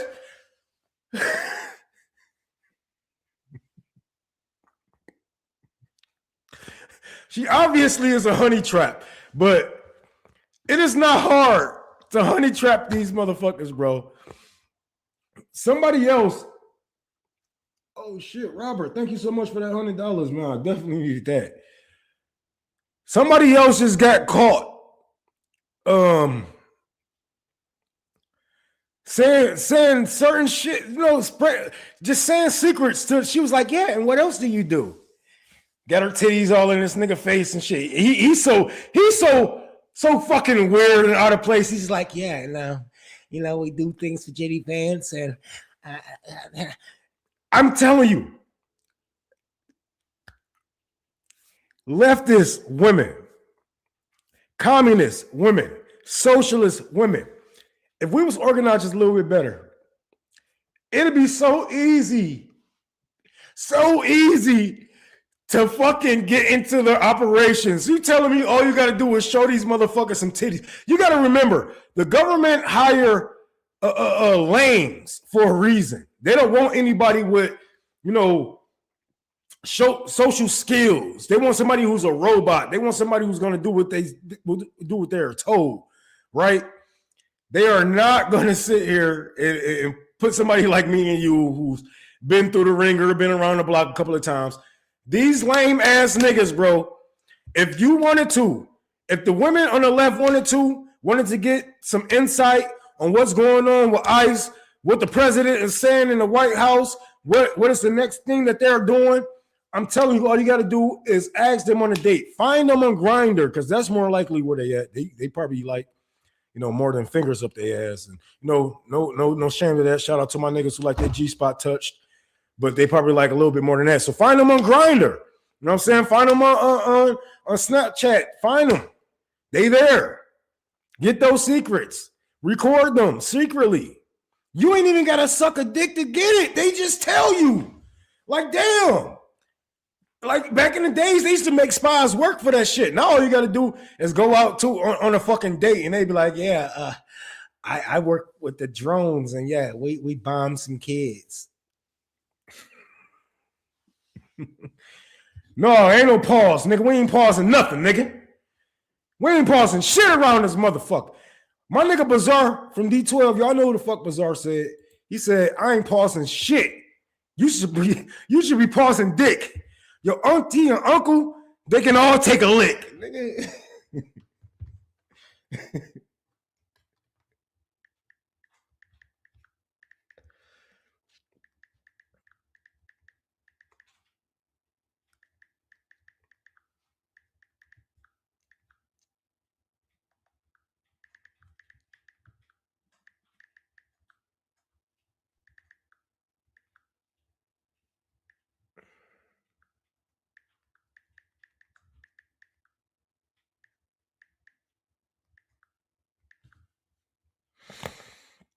Robert, thank you so much for the $100, man. Thank you for that. I definitely appreciate that. Yeah, man, we ain't pausing around here, man. It's 2026, nigga. We ain't pausing nothing. You know what I'm saying? You see a motherfucking dick, you suck that motherfucking nigga. You suck that motherfucker. You even if you don't see it, nigga, you pull that motherfucker out and suck your own shit, nigga. That's what we doing in 2026, nigga. 2020.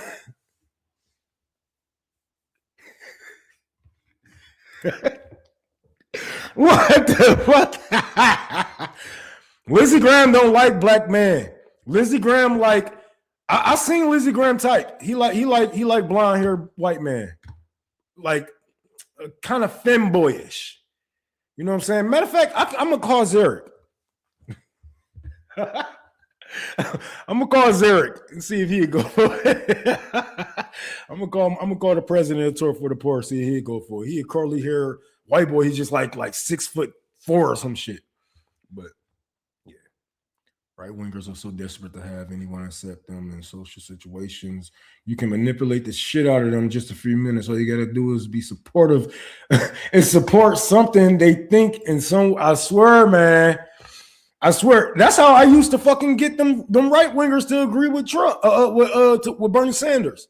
Right, I used to go to those racist ass cities like Boston, and I'm like, yeah, you know. But you know what I'm saying? That's all you got to do. You got to think about this, bro. This is the only place they have a community. Like I can go out and say this to my neighbors. You know what I'm saying? I can go out, go feed the people and shit like this.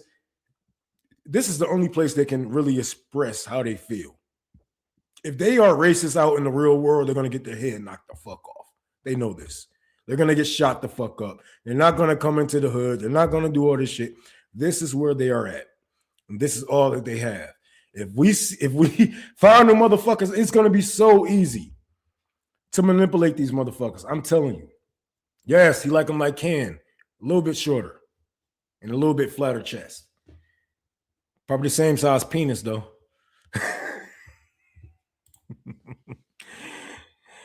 Hey, Lizzie. I hear you like them young. You better not ever go to Cell Block 1.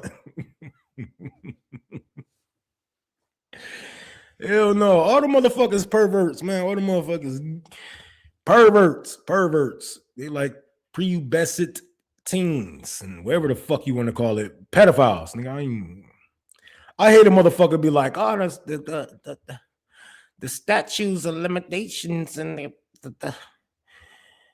you can have sex with a 16-year-old in this state. I'm like, nigga, you're a weirdo for even knowing that, man. You're a fucking weirdo for even knowing that. And speaking of fucking kids, Matt Gaetz.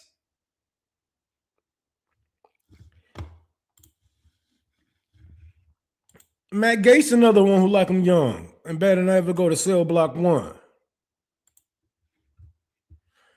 The House Ethics Committee found that Matt Gaetz did all of the horrible things we told you he did: sex trafficking, minors, prostitution, including of minors, drugs, drinking, driving, obstruction, the works. Got the full report right here.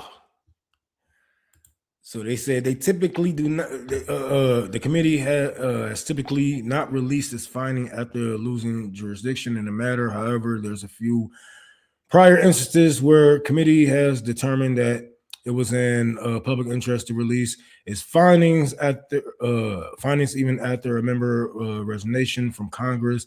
The committee does not do so lightly in this instance, although several committee members object. A majority of the members of the committee agreed that the committee findings should be released to the public. And what the people are saying, that Matt Gaetz used his power to manipulate and rape young children. 2017, 2020, Representative Gaetz regularly paid for women engaging in sexual activity with him. And you know what's so funny? A couple of days ago, his wife just put out a tweet with him and her kid talking about, I love my husband. I love my husband. And everybody ratio on her. Your husband's a fucking rapist. They treating that nigga like motherfuckers is treating Drake 2 years ago. But it's so funny when shit come out, you know, about certain men, you know, and their families come out. I love my man, bitch. You know what the courts have found, and you know you laying your head with a rapist. And the thing is, it's not that she's laying her head with the rapist. It's that she might be one also. She might be one also. I mean, as we can see with Jeffrey Epstein and his wife, birds of a feather flock together.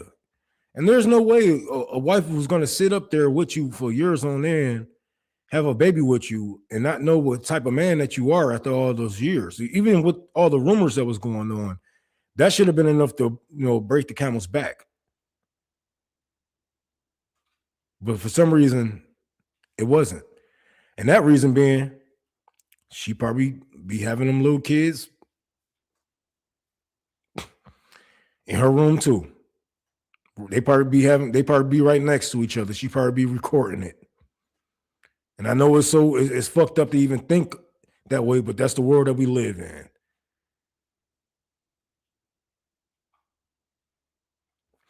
During the period 2017 to 2019, Representative Gaetz used or possessed illegal drugs, including cocaine, ecstasy, on multiple occasions. And all that shit that they talk about, people bringing in drugs, black people being, you know, drug addicts or drug dealers, drug pushers. This is a man that was in fucking Congress, giving kids cocaine, drinking and driving. Not only this, he has had multiple children fly state to state for him to take advantage of. Representative Gaetz accepted gifts, including transportation and logging, in connection with a 2018 trip to the Bahamas, and excess of permissionable accounts. In 2018, Representative Gaetz arranged for his chief of staff to assist a woman with whom he engaged in sexual activity in obtaining a passport, falsely identifying the U.S. Department of State that she was part of his state. So he was flying children back and forth, and even out of the country. And they got a passport. Representative Gates knowingly and willfully sought to impede and obstruct the committee investigation of his conduct. He should be in prison. So witness tampering. What else? Representative Gates have acted in a manner that reflects like discreditably upon nigga. All y'all niggas is rapists. What you mean he discredited everybody? He ain't discredit nobody. All y'all fucking rapists. Because ain't no way y'all sit here and waited till this man that's out of power to say something. Y'all could have had this man locked the fuck up.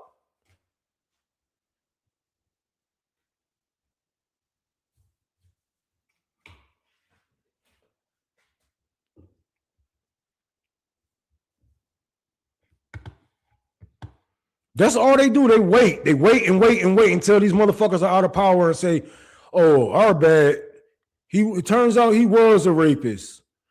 Turns out he is a war criminal. Our bad." Okay, so what you gonna do now? You gonna hold this motherfucker accountable for flying children from state to state, giving minors cocaine? Like, dude, if this was a regular Joe Smo, this would be human like, bro, if this was me, human trafficking, I'll be facing 25 years just from the state to state thing and having sex with him. That's 25 years off the bat. Drug possession, drinking, driving. Not only this, trying to throw a monkey wrench into their investigation. This nigga should be doing 100 years. He should be up under the fucking jail. Either that in the fucking palm box.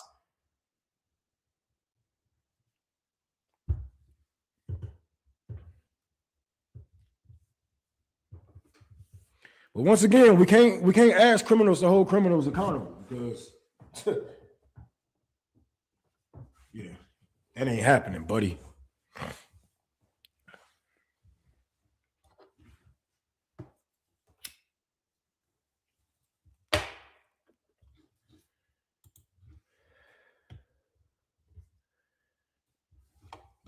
That shit is so crazy, bro. Like the world is crazy. That's why I'm not about to sit here. That's why I keep on saying, like, I'm not about to hold hands.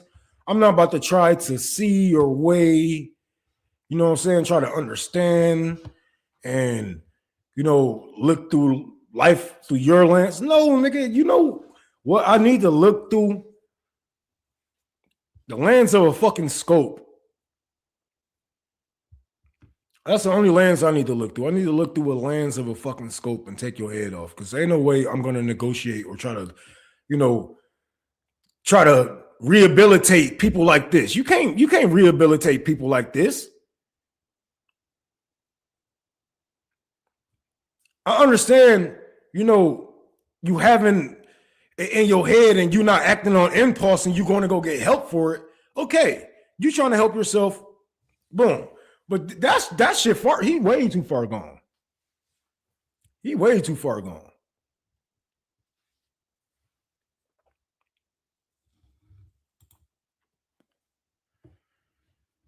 Oh yeah, we're gonna want all their ass locked up. And I guarantee. What's going on, Nick? Oh yeah, you know the marathon continues, man. I guarantee he's not going to be the last one who gets out of office and they be like, oh, yeah, well, he was raping kids too. Our bad, you guys. And we're just going to allow this? And this man still, and you know what's so fucked up? This man more likely is still going to get free housing, free health care for the rest of his fucking life. And you're going to pay for it. Oh, yeah. Hell yeah. I was just watching that. I was just watching that shit looking for something to clip. Oh yeah! If y'all didn't watch our show, watch our show after this show. It was a banger, bro. Niggas going wild. They can't hold us back, man. I'm feeling better. I'm more energized. Motherfucker, stop drinking so fucking much. Get my mind back right. Now I just got to stop smoking weed, and I'll be straight. If I stop smoking weed for a couple years, I'll be straight. Trying to stack up, buy a couple of more cars, get my health back together, get back in shape, start streaming again. Shit.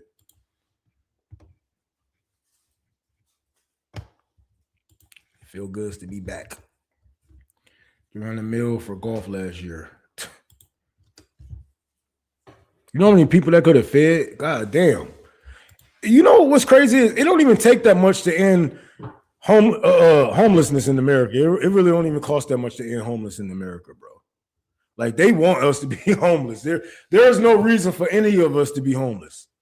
There's no reason for any of us to be shacking up unless the government actually wants you to. Because with all the shit that y'all talk about China, at least they own their house, bro. Like they can talk shit about their government. If they want to talk shit about their government, they can talk shit about their government from their own home. We in this motherfucker, we in basements and shit. Got to tell our families to stop using the Wi-Fi. Hey, you know, it's so fucked up. We're going back in the days. I remember we had to, hey, don't get on the phone. I'm about to get on the computer. It's the same shit. Thank you. But yeah, I need to stop because I'm on probation. I just need to drop. I need to drop clean at least 2 times to get off probation.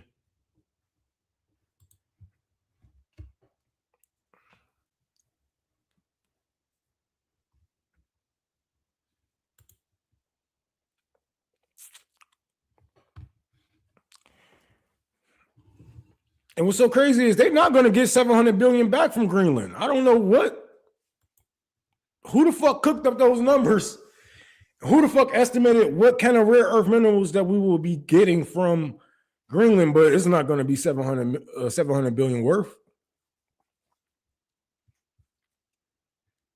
And then where's that money going? Who gets the money? Who gets the money? Is it the citizens? Is it the indigenous tribes? Or is it just the government? Is they going to set up another island for these people? What are they going to do? How are they going to distribute that money? Who gets what? And who says who get what? You're going to buy all of these people out of their houses and relocate them? Or you're going to keep them in their houses? Because we know you want to relocate them because you can't get them rare earth minerals without digging in their land.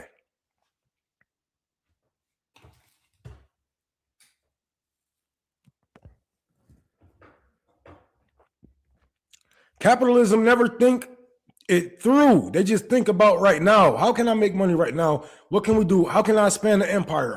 What can I do right now? Right. And look where we are at now. We are trillions of dollars in debt, about to pay $700 billion for a country that we don't even need. We don't need Greenland. We don't need Denmark at all.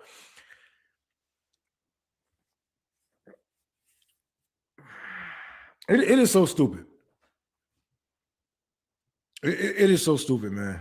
Trillions of dollars in debt, about to pay billions of dollars for a country, not recoup anything on it. They think this is going to help them win this AI race. The AI race is over. The people already got the fucking needle. It's over. They said they're about to pay for Greenland, but I doubt it. I doubt it. Even if we do, Greenland always been a part of the U.S., man. Like, they're nothing more than another military base for us. That's it. They are lap dogs. They are our lap dogs. When we say bark, they bark. When we say sit, they sit. That's all Denmark is.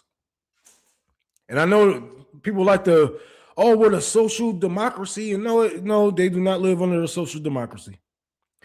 The only reason why they have a form of universal health care or single payer there is because of all the military bases and all the military people that's living there. Other than that, they wouldn't give a fuck about the people health care. It's just the VA that expanded a little bit more.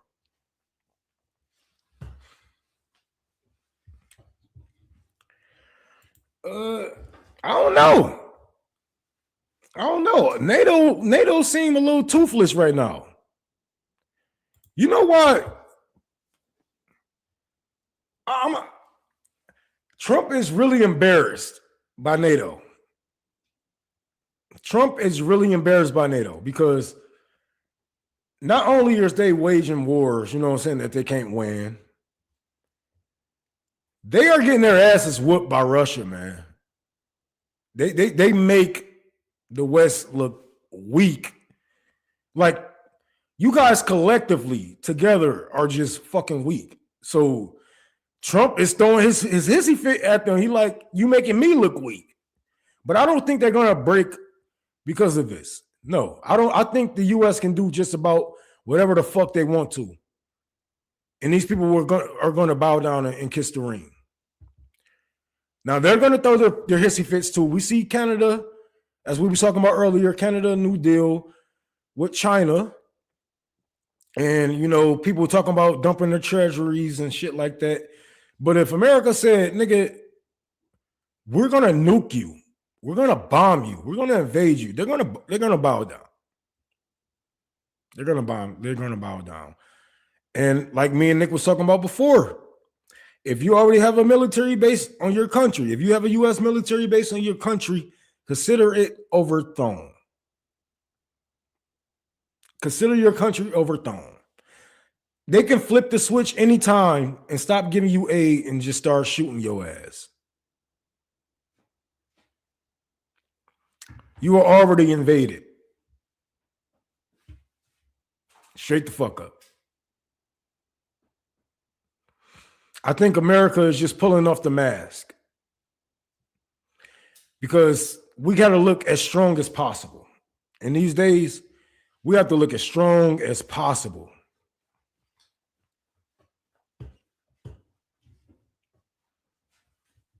We have to look like we are expanding the empire, but we're not. These always been vessels of the empire. They just had different names. So people won't say, oh, America has world domination. But in all reality, America does have world domination, especially on the West. They definitely dominate the West. You can call it Canada. You can call it France. You can call it whatever the hell you want to call it. They still vessels of the empire, even the UK.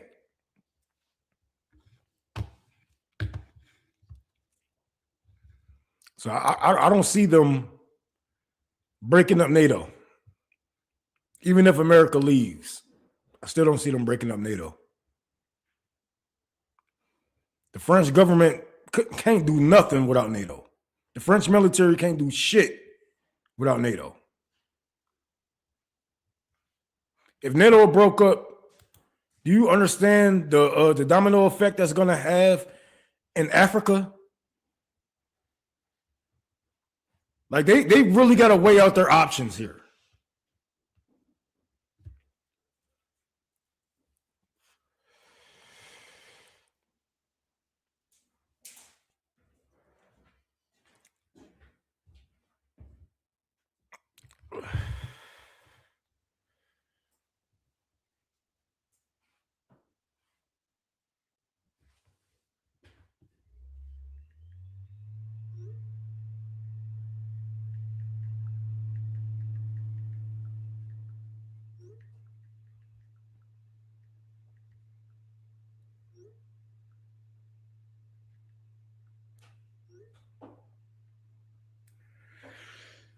God, this thing been bothering me all fucking day. It's on my fucking eye. Lenin said 100 years ago, the West colonized the whole planet. All that is left is just chopping up areas that are already colonized. Yeah. They just mad because fascism is coming home. You guys told us we will be able to run this land. You guys told us that we will be able to be a vessel. You told us we can play politics over here. Well, time's up, motherfucker. Because China taking over and we need to look strong. We need to redraw the maps. We need to rewrite history. Why do you think they tried to? It's so petty. It's so fucking petty and so stupid. But the Gulf of Mexico now is the Gulf of America. Little shit like that. It's colonization, literally, dog. Colonization, bro.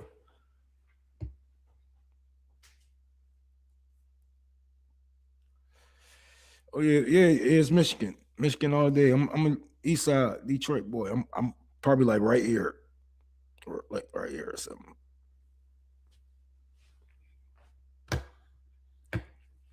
Feeling good, feeling great, feeling great, feeling good. How are you? I just want you to know how I feel. Man, here go this fucking squarehead ass nigga.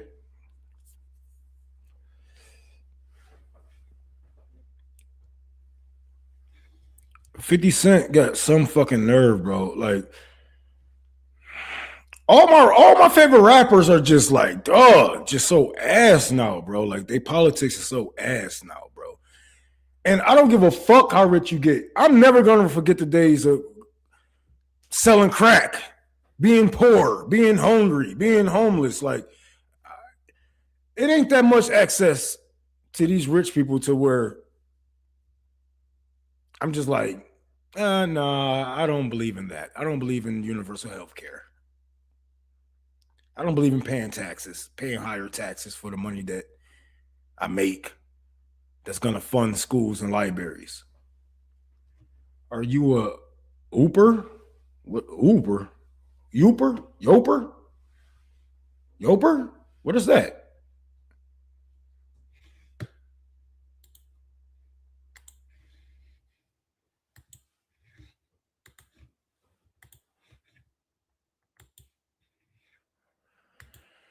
$50 for some reason says 50 uses Kanye West and Nicki Minaj as examples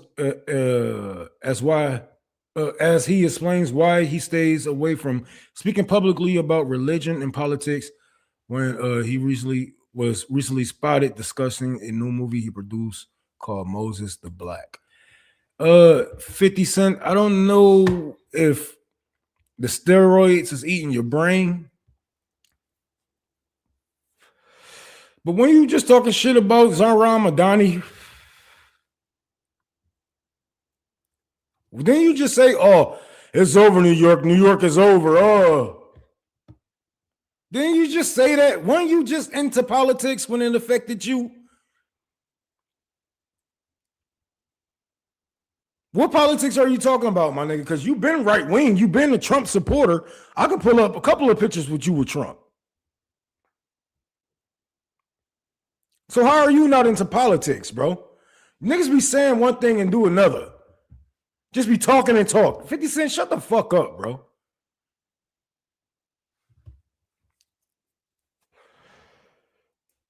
Fucking sellout.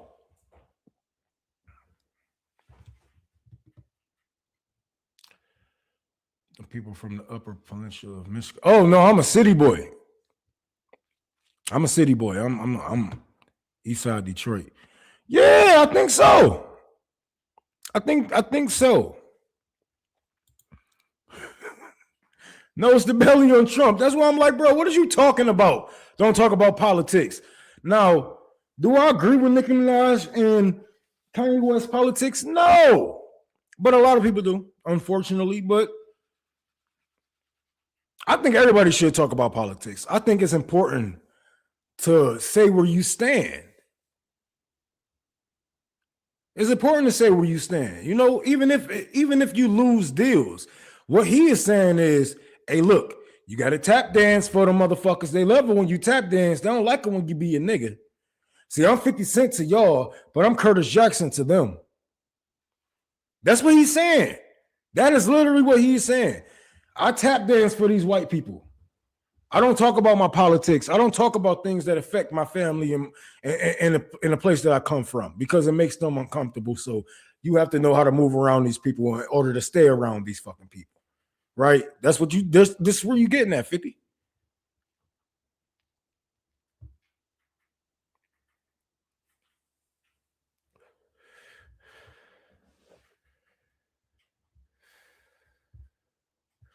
$50 Cent, shut the fuck up.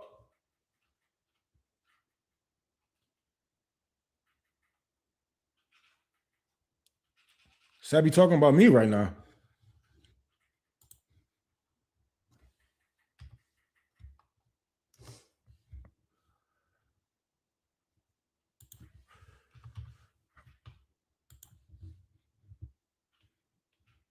All right, that's it for me, y'all. I'm about to get off. Sabby is on.